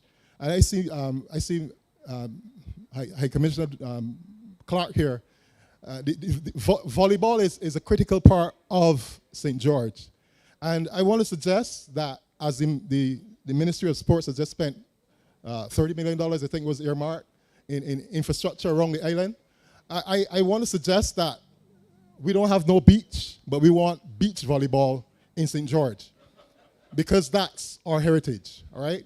We've had the rich tradition of progressive and Draxall dominating back in the day, and we have some athletic young men who really should be involved in, well, I say we're focusing on volleyball, all right? We are very happy for this court that we're sitting on right now. We thank the government for building out this infrastructure. It is heavily used. I think yesterday, for example, was a prime example of it being the preferred place to come to do sports. And we want to build on that, right? Because this is who we are.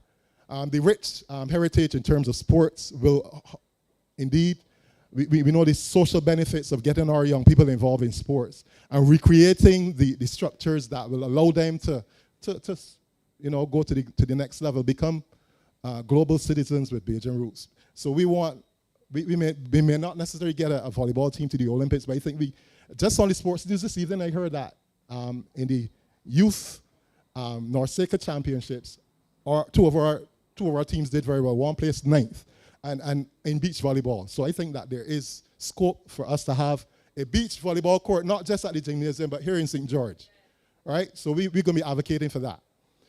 Another thing I want to in terms of sports, I heard the Prime Minister has made reference to the building out of the initiative block cricket in terms of which Courtney Brown will take the lead in. I remember a year or so ago at a funeral I spoke to Mr. Brown, and he was very excitedly told me about this initiative that I'm glad to hear that it's coming on stream. I think that our cricketing heritage is something that we need to milk. We don't do enough of it. We have, yes, nights in terms of the legends and so on, but the structure of cricket, the way it brings people together, the emphasis of a whole village coming out to watch, this is something that is, germane and inherent and endemic to St. George, and just as in other communities. So I'm not, I know that is all across the island, but I think that we need to recreate those structures. We need to get back those structures that help in terms of raising a child. I mean, my man Tahir, we play cricket on the beach almost on Sundays there at Brown Beach, right? So we know the value of how it brings people together and so on. So I want us to just, we're not reinventing the wheel. We're using the structures in terms of how we bring them out together. Finally, I think we've all been struggling with the antisocial behavior that we've been seeing. And as a one-time probation officer, I want to suggest that nationally, the structure of the probation department needs to be revamped. The emphasis on supervision has taken a backseat, where persons who are placed on court orders are not necessarily given the type of intervention that they need.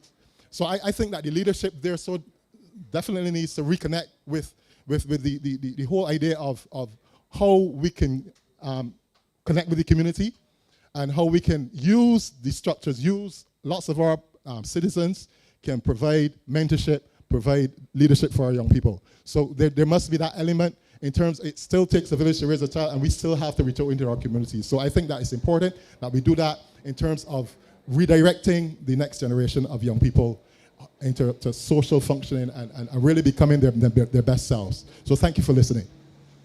Thank you.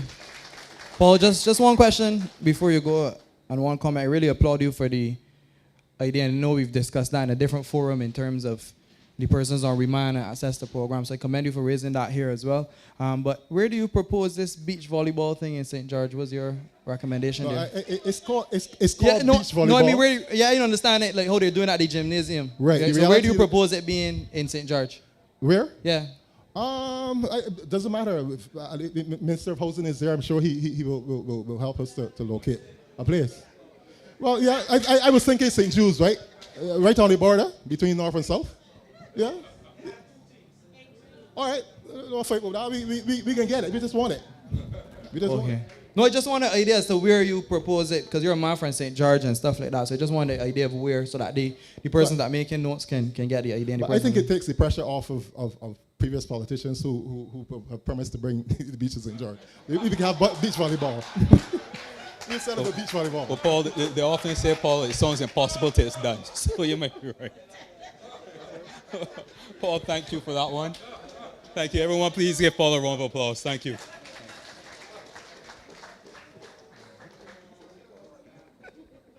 So at this point, I'd like to move on. We have a next speaker, Marcia Rogers. Marcia, are you with us?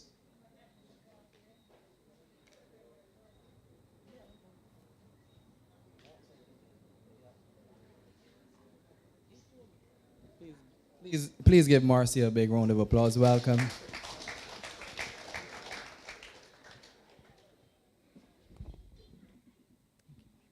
Good night, everyone. My name is Marcia, as mentioned before, and I live in the farm. When I say the farm, they're like farm road. No, not farm road. So I say farm estates. So you will know exactly where I am. I'm also a returning national to Barbados, and my Prime Minister doesn't know, but she was very inspirational in having her town hall meeting in Brooklyn, New York a few years ago, encouraging us to move back, to give back to the country. Thank you very much.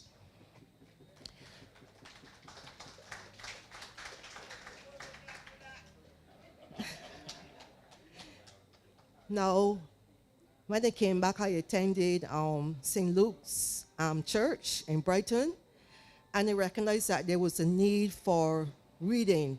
So I initiated a reading program at St. Luke's Brighton, where I volunteered twice a week. I was awarded a citation for education and community service, so I'm here to give back.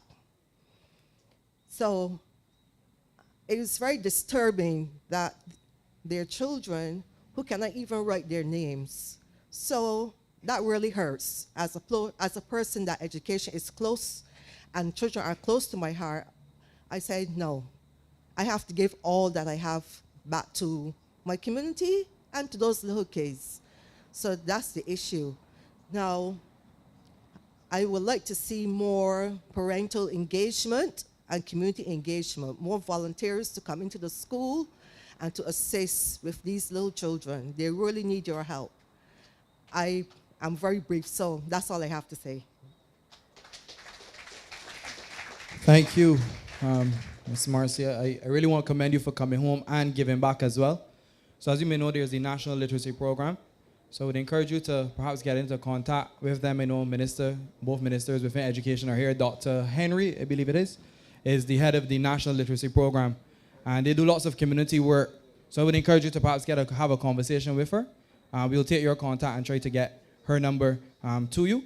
And they do lots of work in communities, and they have volunteers with them from UE, from BCC as well, partnering with them. So perhaps you can engage with them, tell them about your program, and thereafter they can perhaps offer some support to you and to the persons that need it the most. Because literacy in Barbados is definitely top of mind and needed in this time.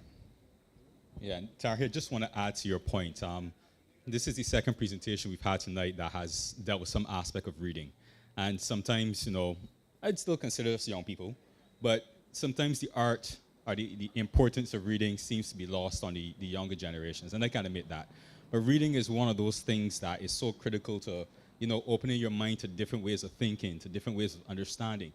And when you begin to understand the value and the impact of that, then, you know, the sky is really the limit in terms of what you're able to achieve. So, again, I'd just like to commend you, Marcia, for sharing with us. And to the young people, again, I will go back to you and say thank you for opening the floor with your ideas with respect to reading. So we will move on steadily because we do have a few speakers. The next one we have listed is Mr. Ronald Lashley. Ronald, are you still with us here? I see Ronald coming.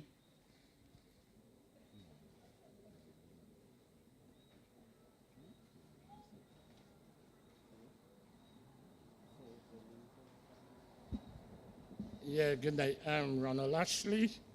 I hail from Allerton in the beautiful parish of St. George.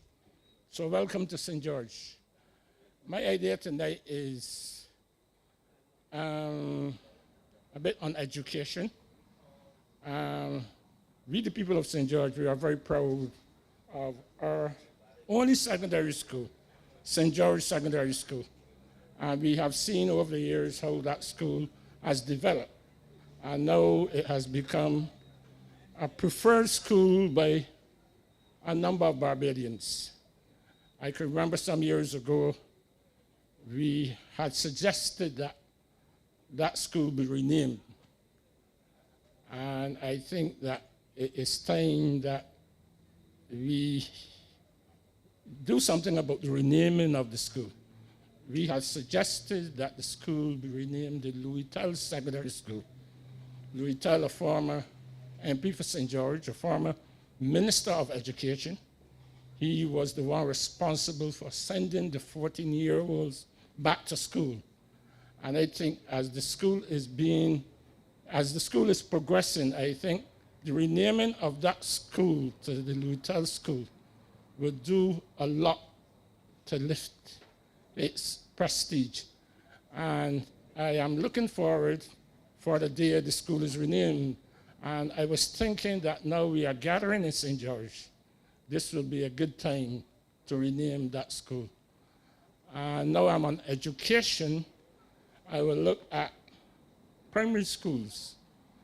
I find a number of primary schools in St. George, actually across Barbados, in the country districts. The numbers are diminishing. They are getting less and less. We realize that parents now want to send their children to the elitist primary schools, that is what I call them. Schools like Luther Thorne, Wesley Hall, Charles F. Broome, and the country schools are being neglected.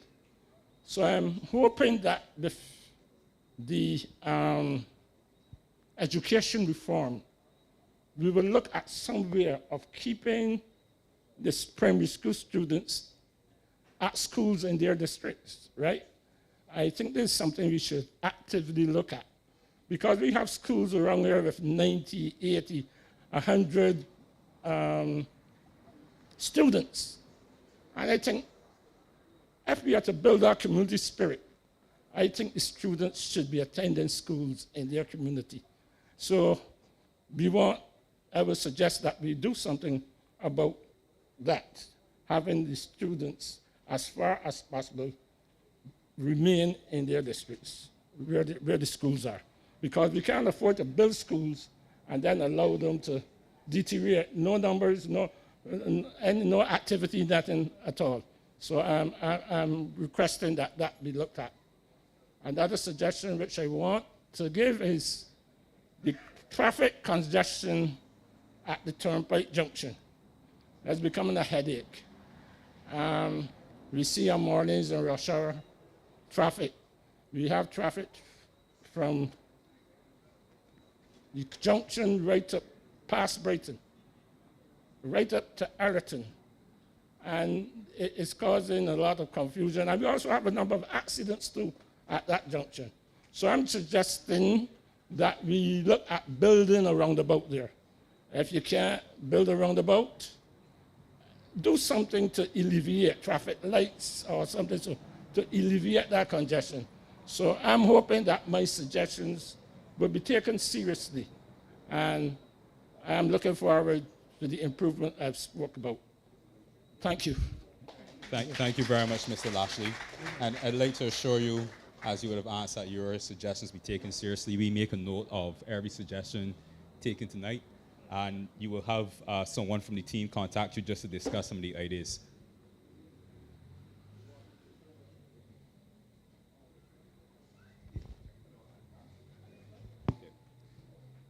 So we do have a few speakers, and so I'm going to ask that as you come up and you make your presentations, not that you keep it brief, but you keep it to the point so that we give the audience an opportunity as well if they do want to share or reflect on what you have said. So that being said, we will move on to our next speaker. We have a Tariq Lord.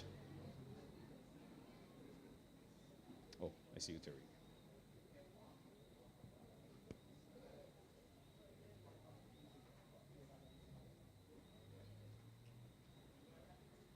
Hi, good night. Hi, my name is Tariq Lord. I am an instructor under the Gateway program. I'm an instructor for painting, sticking, and trial plastic. Graduation was on Saturday, and some of the members are here was there, and the excitement of the students graduating with their certificates brought me here. We have two programs that photovoltaic, which is solar panels.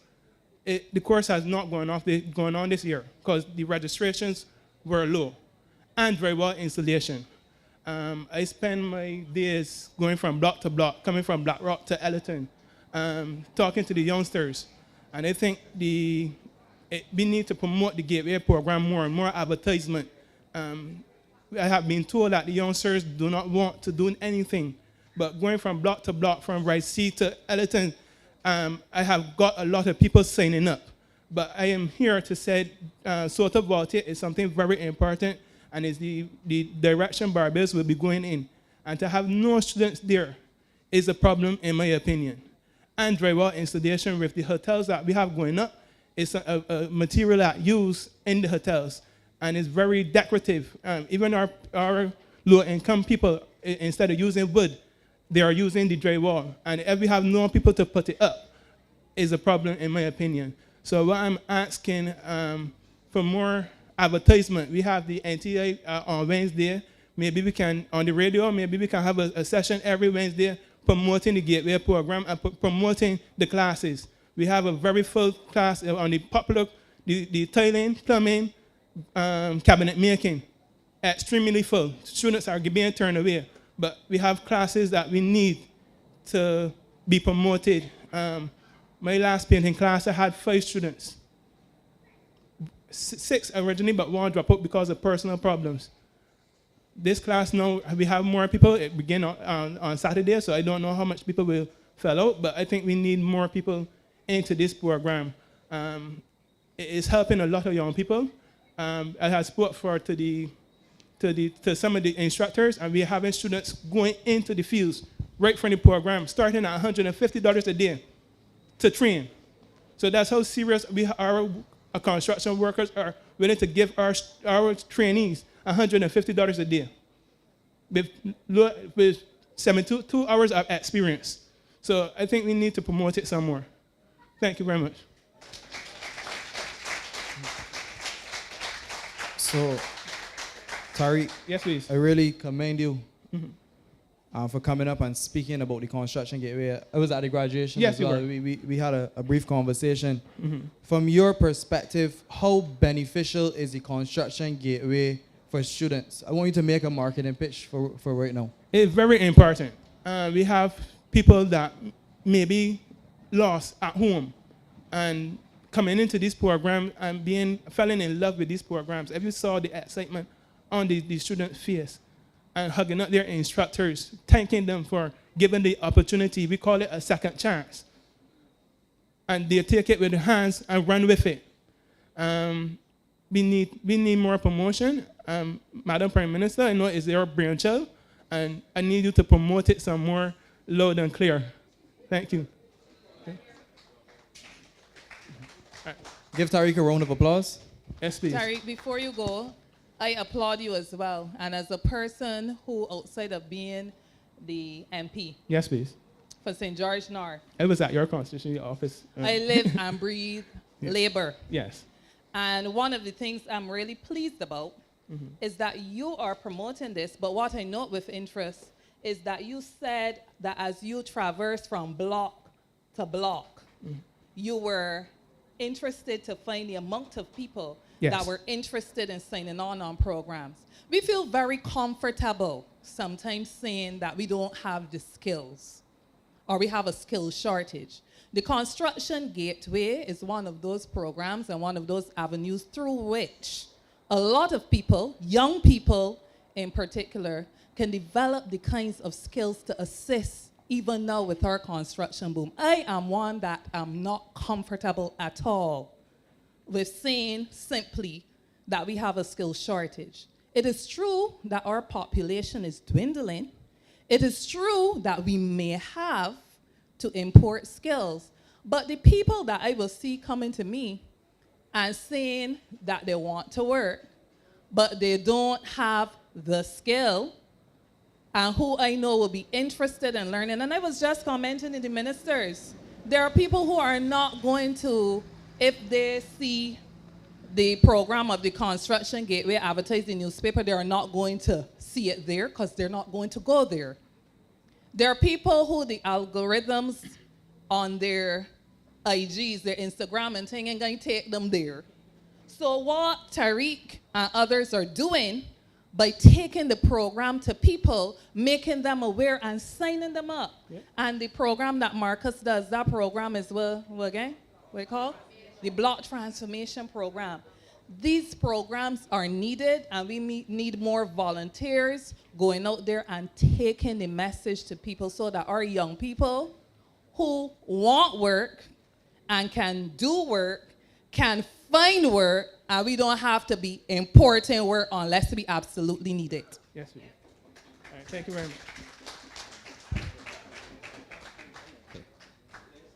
much. Thank you very much.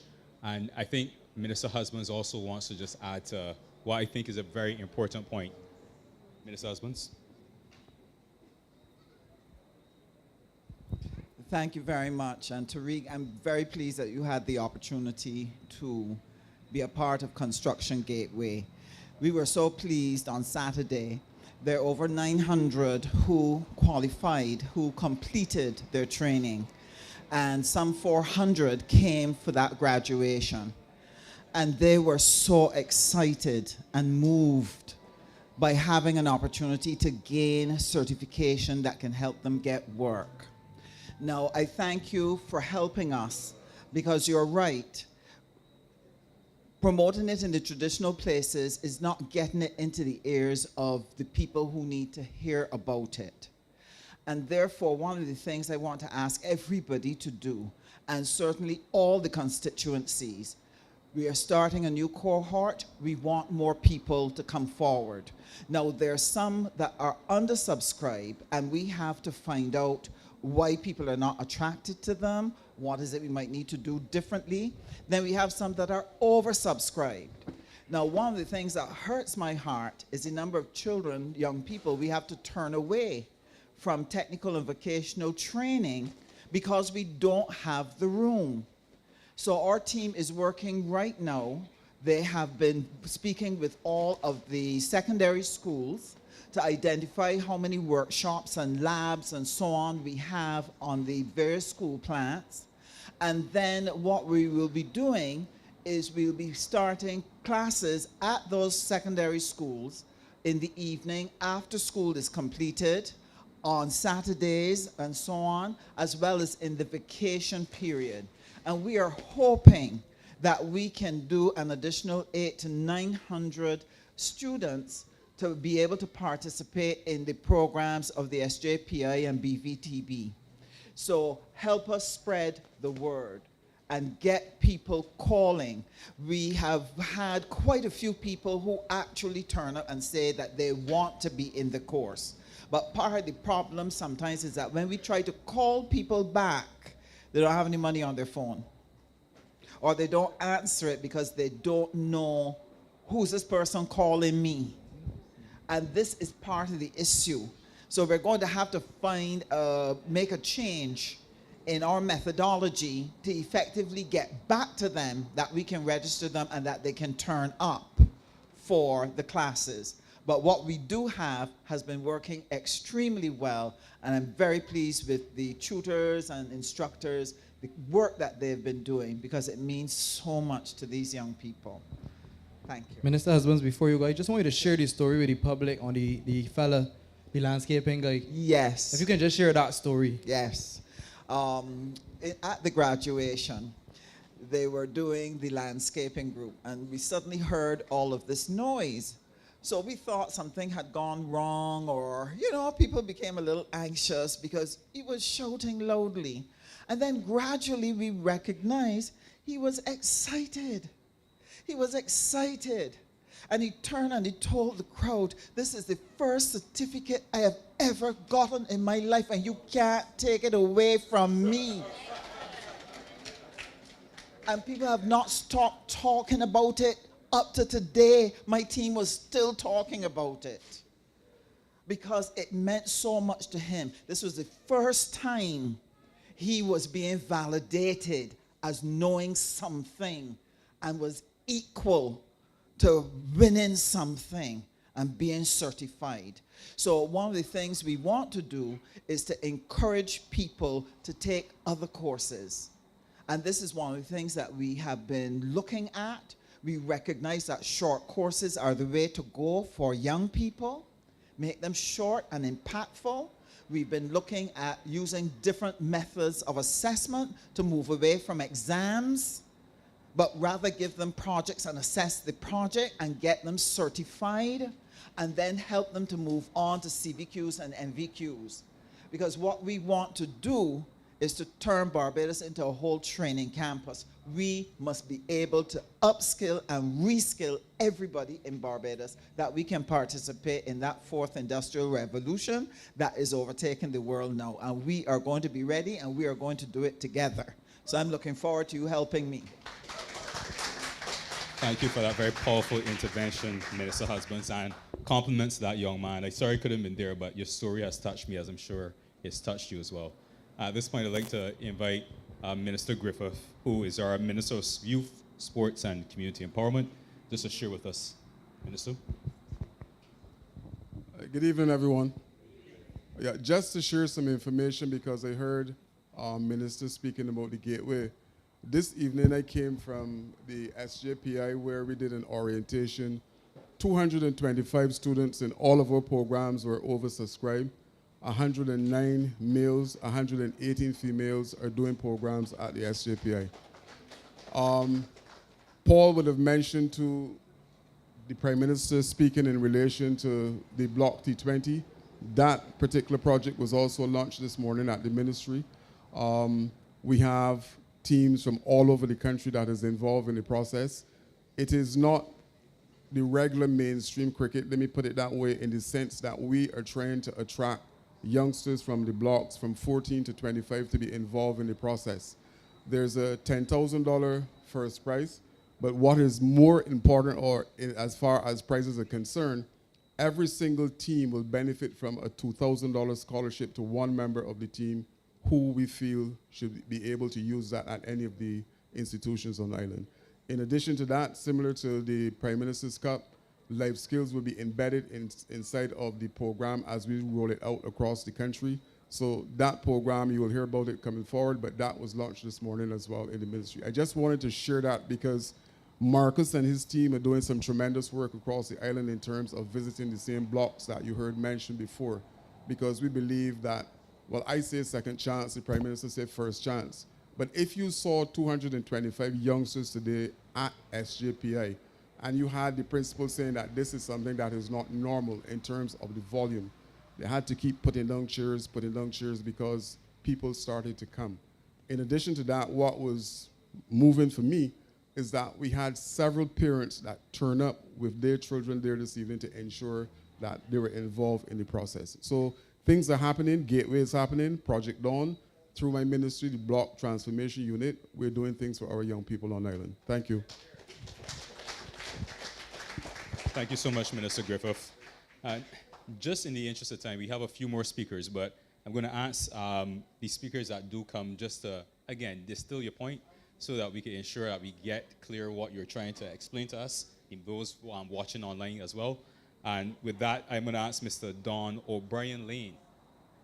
Don, I understand that you have a document you've sent. As you do come up, I understand you have a document you've sent to the Idea Forums team. So I'm going to ask you, just if you can distill your points into two, perhaps your most critical ones. Thanks, Don. I appreciate it. Good night, everyone. My name is Don Lane. As I said, I will share the document with the Ideas Forum, but what I have here is just a quick summary of what it is. It's a bold idea already in notion. What it's called is Swim for the Seas. It's a national capacity building engine for marine resilience and environmental research and youth innovation.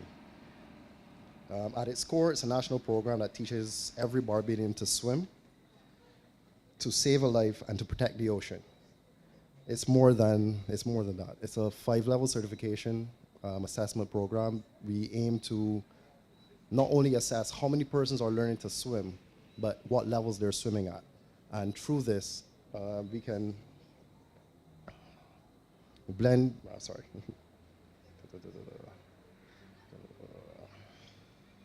a 5-level blends aquatic safety, marine science, and entrepreneurship. From flying fish to marlin, each level builds confidence, skills, and career paths. This summer, we're piloting the program with 50 children at Dive Fest. They'll be training at Barbados Blue, exploring coral reefs, earn digital badges, and take part in conservation pledge ceremony. Sorry about that. We're also expanding the pilot into summer camps, including the YMCA summer program, Innovators HQ STEM and Sustainability Camp, to ensure a broader reach across parishes and learning styles. And this work builds on a strong foundation. Through my leadership in the Swim for Life program, delivered in partnership with the National Sports Council, we've already reached hundreds of Barbadians learning to swim, hundreds of children. At this point, we're at a total of 1,500 children and persons already taught how to swim. What I'm proposing is a next step to that, where we add conservation, certification, and career pathways to a lifelong living foundation. What we're asking is the appointment of a National Aquatic Directorate to unify training and safety across the island, access to pools and coastal sites, and no child is left behind. And for Swim for Seas, we adopted as a national flagship program, because marine resilience starts with people who are confident in water and connected to the sea. Barbados can lead the region in aquatic education, youth empowerment, and marine conservation, but only if we invest in our people, starting now. Let's make sure the next generation doesn't just visit the ocean, but let's make sure they belong to it. Thank you. Thank you, Don. I really want to thank you. You know, the Prime Minister often says that Barbados is a large ocean state. Yes, and so we do certainly have, I believe, quite much use for a program such as that. So I would probably invite you to also have a word with our Minister of Youth, Sports, and Community Empowerment and perhaps see if there are any synergies that we can build out in that regard. So once again, thank you for coming and sharing with us, Don. Really appreciate it. So very quickly, we're going to move on to what I have as our second last speaker, Anderson Spencer.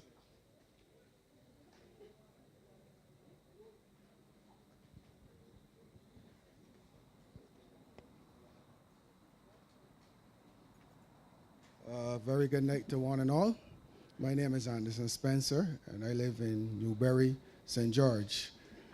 Just like the other speakers that came up here earlier where they said they lived in St. George, I'm born and bred in St. George, and like the great plastic bag said, I ain't going nowhere. It's here, I intend to stay, and if it rise or fall, I ain't leaving St. George at all. All right? So I came here tonight really with many things to say, but I can just stick to 3 points. And one of those things I'm going to start with is basically the area just here to my right, which is your left, the junction at the GLEBE. Now, there's a lot of challenges there on morning with the traffic moving. And as you can see, persons turning right onto the GLEBE Hill faces a lot of challenges in terms of the traffic coming up from Charrow Bridge, those that want to turn right onto this road, and those coming down the hill, which obviously doesn't care about who is coming out from that junction. Now, there have been many accidents at this junction. I can't recall if there's any deaths, but a little while ago, just about 3 years or so, a little boy got knocked down just in this area from that St. George Primary School. Now, there was a little roundabout which they had placed in this area a couple of years ago, which helped to ease some of the traffic at this junction, because at peak times, that is where you really get the problem. All right? Now, the little roundabout, it worked, but there were challenges for those vehicles and 4x4s which tend to make the turn to go back up the hill. My proposal for this particular junction is that the heavy-duty equipment, like the heavy trucks, containers, and so forth, if we had to change this junction into one which allows smaller vehicles to come down and turn and go back up, those trucks will have to make the right turn if they're coming from the Carmichael Junction onto Jordan Road, go around. But the challenge there is when you get to the primary school, the Workman's Primary School, because it is an area where children obviously traverse. Now, caution has to be taken. And if they turn left at the primary school, they're going to come back just above here at Workman's Junction, just above Tate Hill. Now, the next point is that those coming from Dash Valley, heavy equipment, they will then have to make the next left turn here by the farm, goes through that road and pick back up the same road. But on that road, there are some sharp corners and bends, which, of course, infrastructure will have to be put in place in terms to take on that kind of traffic, right? One of the things is that the traffic that congests there, we can use a traffic warden for those peak times. But then there's another challenge with when the rain falls, who's going to stand up in the rain and direct traffic, all right? Now, using a traffic light, that creates a little congestion sometimes. But one of the things is that persons need to approach these junctions with caution. I think that we need to place some road signs coming from as far up as Tate Hill, alerting traffic to reduce the speed, so at least down to 40 kilometers, because that will help to eliminate some of the accidents that you have here at this junction. I don't use this junction when it's peak time because it's too dangerous. Persons don't care about you trying to get out. And I think that we need some road signs coming down this hill to encourage traffic to slow down. And there's also the need for some traffic coming up, going up the hill, to be aware that there are persons making a right turn from on this road up the hill. All right? Now, my second point is still on the areas of critical junctions, and this is in the area. Not to interrupt you, but your second, I think you have 3 points you said you want to make. Yeah, but I'm going to continue with the first one. You're going to continue the first one.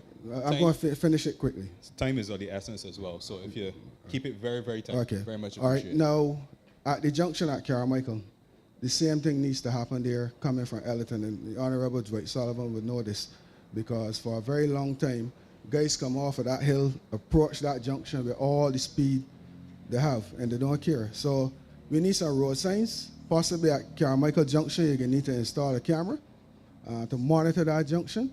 Yes, a roundabout will help, but in the initial stages, that's going to take some time. All right? My second point is in terms of rural Barbados, and this is in the areas of persons parking along the street. Now, in the area of Lower Burney, if you leave Map Hill gas station going to Bussa roundabout, and you make the left turn into Lower Burney, you will see that that street has a whole set of cars parked on the right-hand side.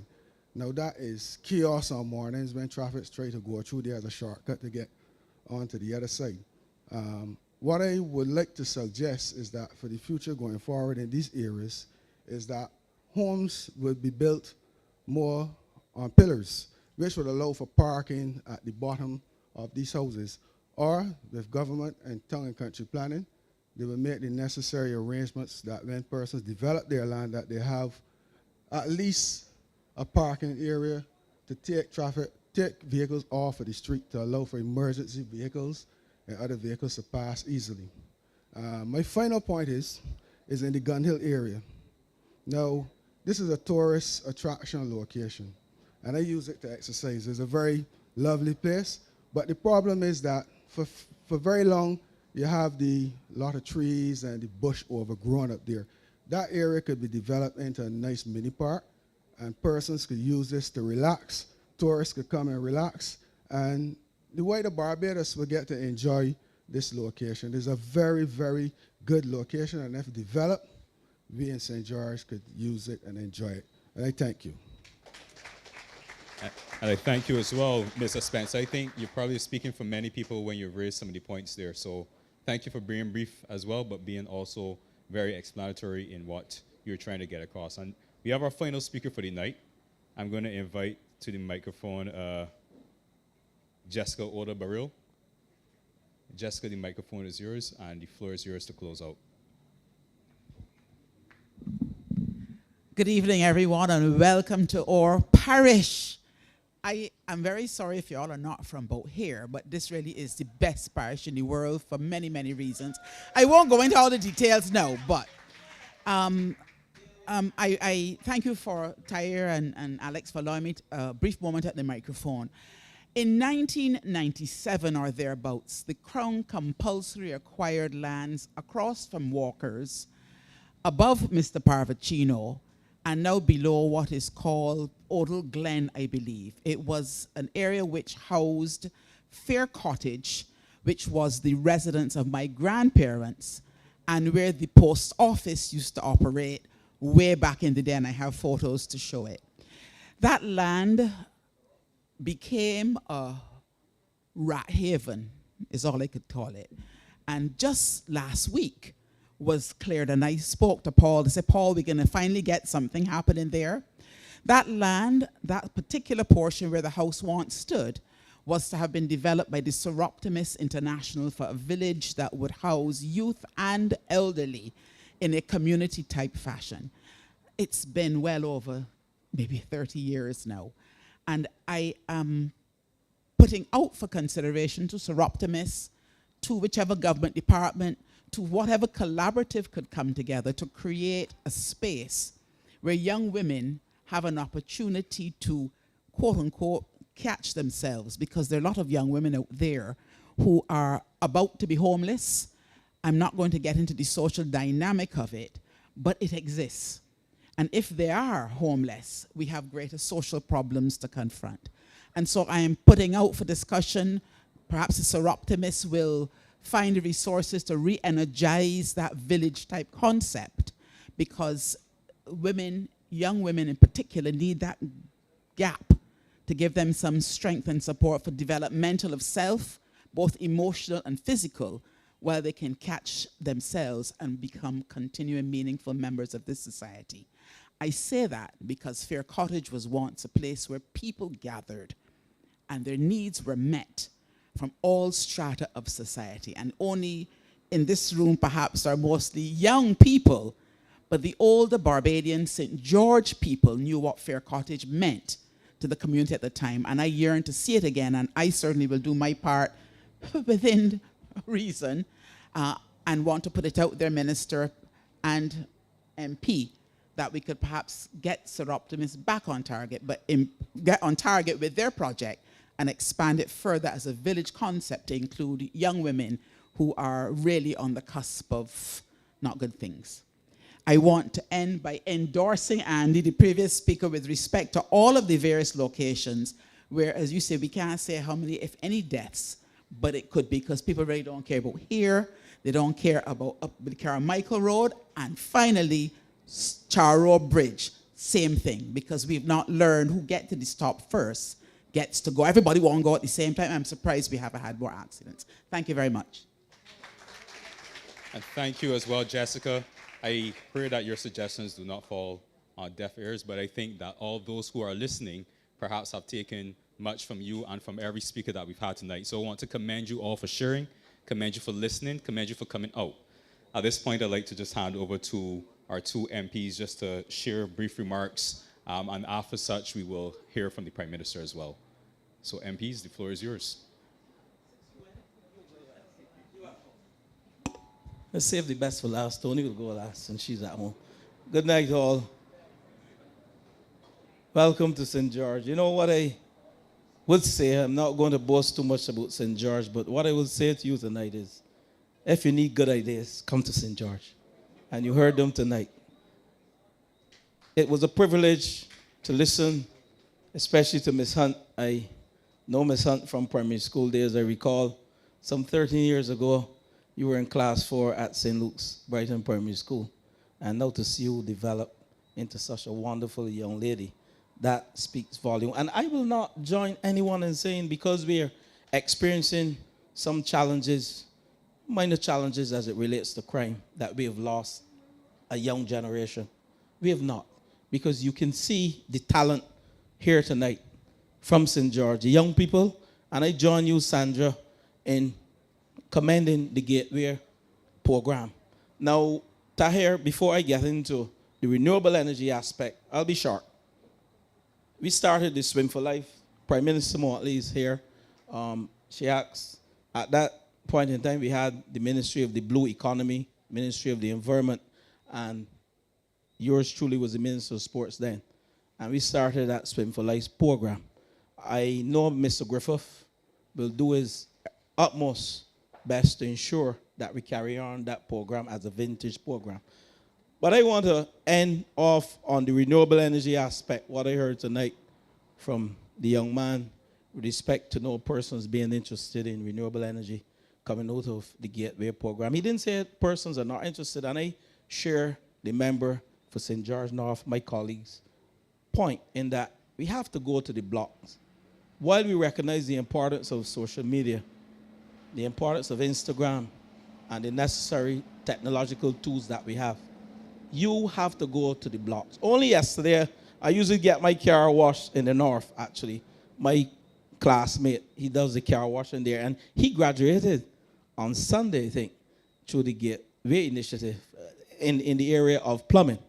And he said to me, we gathering, we're doing well, but one of the things that we should have done is to go around to the blocks, give out some flyers, because some persons don't listen, don't watch Morning Barbados. Some persons don't even go on Instagram. And while I support the technological drive by the Ministry of Education and the various ministries, I believe there's still room for the ground game where we go from village to village and speak to people. Because some of the guys, like you said earlier, that I think Sandra said it, they don't have any money on their phones. So when you send them a message from a landline or a call from a landline, sorry, they don't see it. Some of them, if they're not in Wi-Fi, they don't see it. So we have to embrace this block program by the Ministry of Sports and indeed through the Ministry of People's Empowerment and Health Affairs to get our young people, those that are challenged, into these fundamental programs. Renewable energy, I will end on. As an engineer, I see a lot of scope for maintenance, procurement, and construction in that area. And it is the only way we can drive the cost of renewable energy down in this country. We have to scale up or upscale not 10 or 15 persons.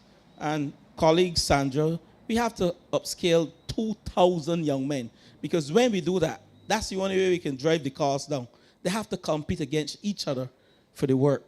Maintenance, procurement, and construction of renewable energy systems. What is going on in the world will tell us that we have to focus there as a government. And I know we are doing that. But we have to scale, more scale. Not 10 or 15 through the gateway, but we have to go on the blocks. I am certain, and Tony whispered it to me, I'm certain if you go on the blocks and you ask young men and you tell them you can make money from renewable energy, not from picking up a gun, but you can go across the Caribbean. You can go across the Caribbean through maintenance, procurement, and construction of renewable energy systems. And that is what I want to end on. Having said that, though, Ronald, I heard you about the turnpike, and I want to put a plug in here because I think it was then Minister Duguid who prepared designs for the roundabout at the turnpike. We can't do everything one time. We're doing a roundabout at Windsor, and that will come to, I don't want to say where, but we have the designs, we have the approvals, and that should start shortly. But we can't be one at Sweet Bottom also. We know that is a very challenging junction. So we can't do all one time. So bear with us, Ronald. The designs are finished, and we'll get to each of them hopefully within the very near future. And I want to say, with respect to the St. George Secondary School, that too is being looked at. I recall at a national conference that was proposed by yours truly as a resolution on the floor. I think it was 2 years ago at a conference in Queen's Park. And I know Prime Minister Motley and the general executive body embraced the idea or the concept of having St. George Secondary School renamed after Sir Louis Tull. Indeed, he brought the 14-year-olds back to school. Now, for me to come here tonight and not say to you that the gathering has been a success. St. George is very unique. The traditions and the heritage of what I've seen, you know, the programs, I want to compliment the members of the parish organizing committee, also the national organizing committee. We had some successful events to showcase the traditions.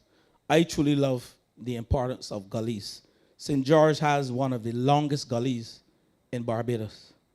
And most of you don't know this from St. George. Gullies stretching from Fairview in the north of St. George straight to Buckley Factory. And the importance of gullies, I think Paul mentioned it, is critical to our eco-tourism and our eco-biodiversity. And I want to say to you that the gully roast that we had in the farm was not just about roasting breadfruit, but to let people know that the importance of gullies, not only to the marine environment and the wastewater runoff, taking the water back to the aquifer, but indeed to generate economic activity in this country. We heard about the go-karting. As a young boy, I went to the mount and I rode on a go-kart. And that's the truth. And I would hope that as we end off the regathering in St. George, that we do it safely and we allow the persons who brought the idea to us, and we took all ideas into the process of indeed coming up with the best plan for St. George. And I indeed would hope that we do it in a safe manner, and that persons don't only ask for these things, but they come out and they take part because they think there is a monetary reward, and I look forward to being there and enjoying that aspect. As well as Saturday, we have our marquee event. I don't know where it is, but I want every single one of you. We have one or two areas, either the final place is unknown to me right now, whether it's Buckley Factory, it is St. George Secondary, it is Brighton. Brighton? Is that Brighton? Is that Brighton? Wonderful. And the theme of the land, we have Brighton Farmers Market, and it is a good way and a good place to have a marquee project because we are looking over the St. George Valley, which has the most fertile land in St. George and in Barbados. I thank you for coming out. God bless each and every one of you. Over to you, Tony. You are at home. Never trust a short man when he says he's going to be short. So I came in earlier to speak on a specific issue, but I also want to commend everyone for coming forward and presenting what I believe are some very useful ideas. On New Year's Day, I stood up almost on this spot, and I made a comment, and the center is where the action is, and we saw a bit of it here tonight. But I want to speak specifically on, well, I want to commend the young ladies from the program that spoke about the game. The only thing that I wanted was a little snapshot into it. I was there like, man, this game can come out and, yeah, see how you were starting and so on. So thank you for piquing our interest in it and so on. And the young girl there, Naomi, who had to leave for school, I believe, who really introduced 5 very useful points to us tonight.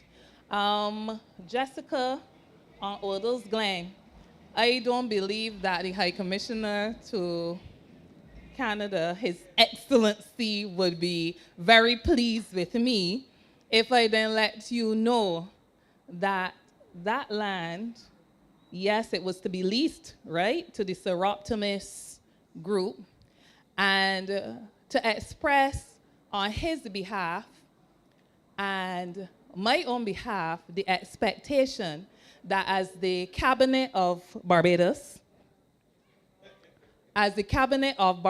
considers where they will set up the first 3 Seroptimus villages, not Seroptimus villages, senior citizens villages, that the Cabinet would consider that Odell's Glen, that was already earmarked for that, which I have had the honor to complement previous statements by the former Member of Parliament on the floor of Parliament, I myself, in 2021 and again in 2023, that the Cabinet of Barbados would see it fit to utilize that as one of the first 3. I can speak because I'm not in the Cabinet of Barbados, but I can say so for them. And then for the issue of safety, the roundabouts and so on, we do appreciate that we can't do everything at once, but there's certainly a need. And Dwight, I thank you for also remembering the roundabout that is committed at Groves, because as recently as today, where is he? There was an accident there that someone drew to my attention where a car coming from St. Joseph's side having to ease out, as you know how you have to ease out, and then a car coming up from town was forced across the road, and people left there in collars and so on, and injuries that shouldn't have to be sustained. So we hope that we can make haste and do those. And then finally, I just add my voice. We have, the countdown is on. Today's Monday. We hand over to St. Philip in 7 days' time, and to urge all of us to come out and make the rest of the events in the calendar for St. George a success. I am looking forward to them because most of this month, my other duties required me to be in Geneva, so I am very, very excited to be picking up on the cricket.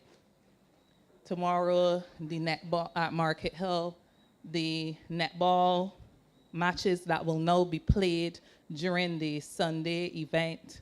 The go-kart, I was very, very happy because we had to push real hard for that go-kart. And to hear from the videos and everything that everybody connected to that being a St. George thing. So we really look forward to seeing you out at Brighton on Saturday, but on Sunday, we look forward to seeing you here for our afternoon of events, a family fun afternoon where we will feature the go-kart races. And thanks to all the young men, over 30, I understand, who have signed up. So we are looking forward to a really good time. God bless you. Just want to quickly thank both MPs for sharing some updates with us. And at this point, I'd like to invite, if any comments from the Prime Minister, as she's would like to address us this evening.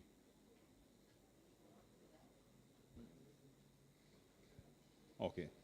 Everyone, just give a round of applause for the Prime Minister as she comes. Thank you.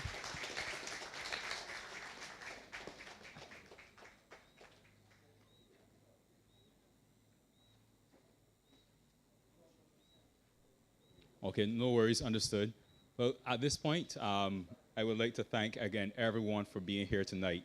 It's been a truly inspiring opportunity for me to come into St. George, not being a St. George person, but I feel almost now like if I'm part of the family. So that's as much as the job you've done. Thank you, MP. So, yes, I'll be back for some ideas, and I'm sure everyone here in person, everyone watching online certainly feels the same way. So with that, I would like to just encourage you next month. We have to St. Philip with the Week Gathering. Enjoy the rest of the events in St. George. Make sure that you keep your eyes peeled to the calendar to see what's happening in St. Philip. And I will see you there for the next Ideas Forum when the date is announced. So on behalf of myself and my co-host Tahir, again, I'd like to thank everyone for being here. I will just wish you a safe journey home. Thank you.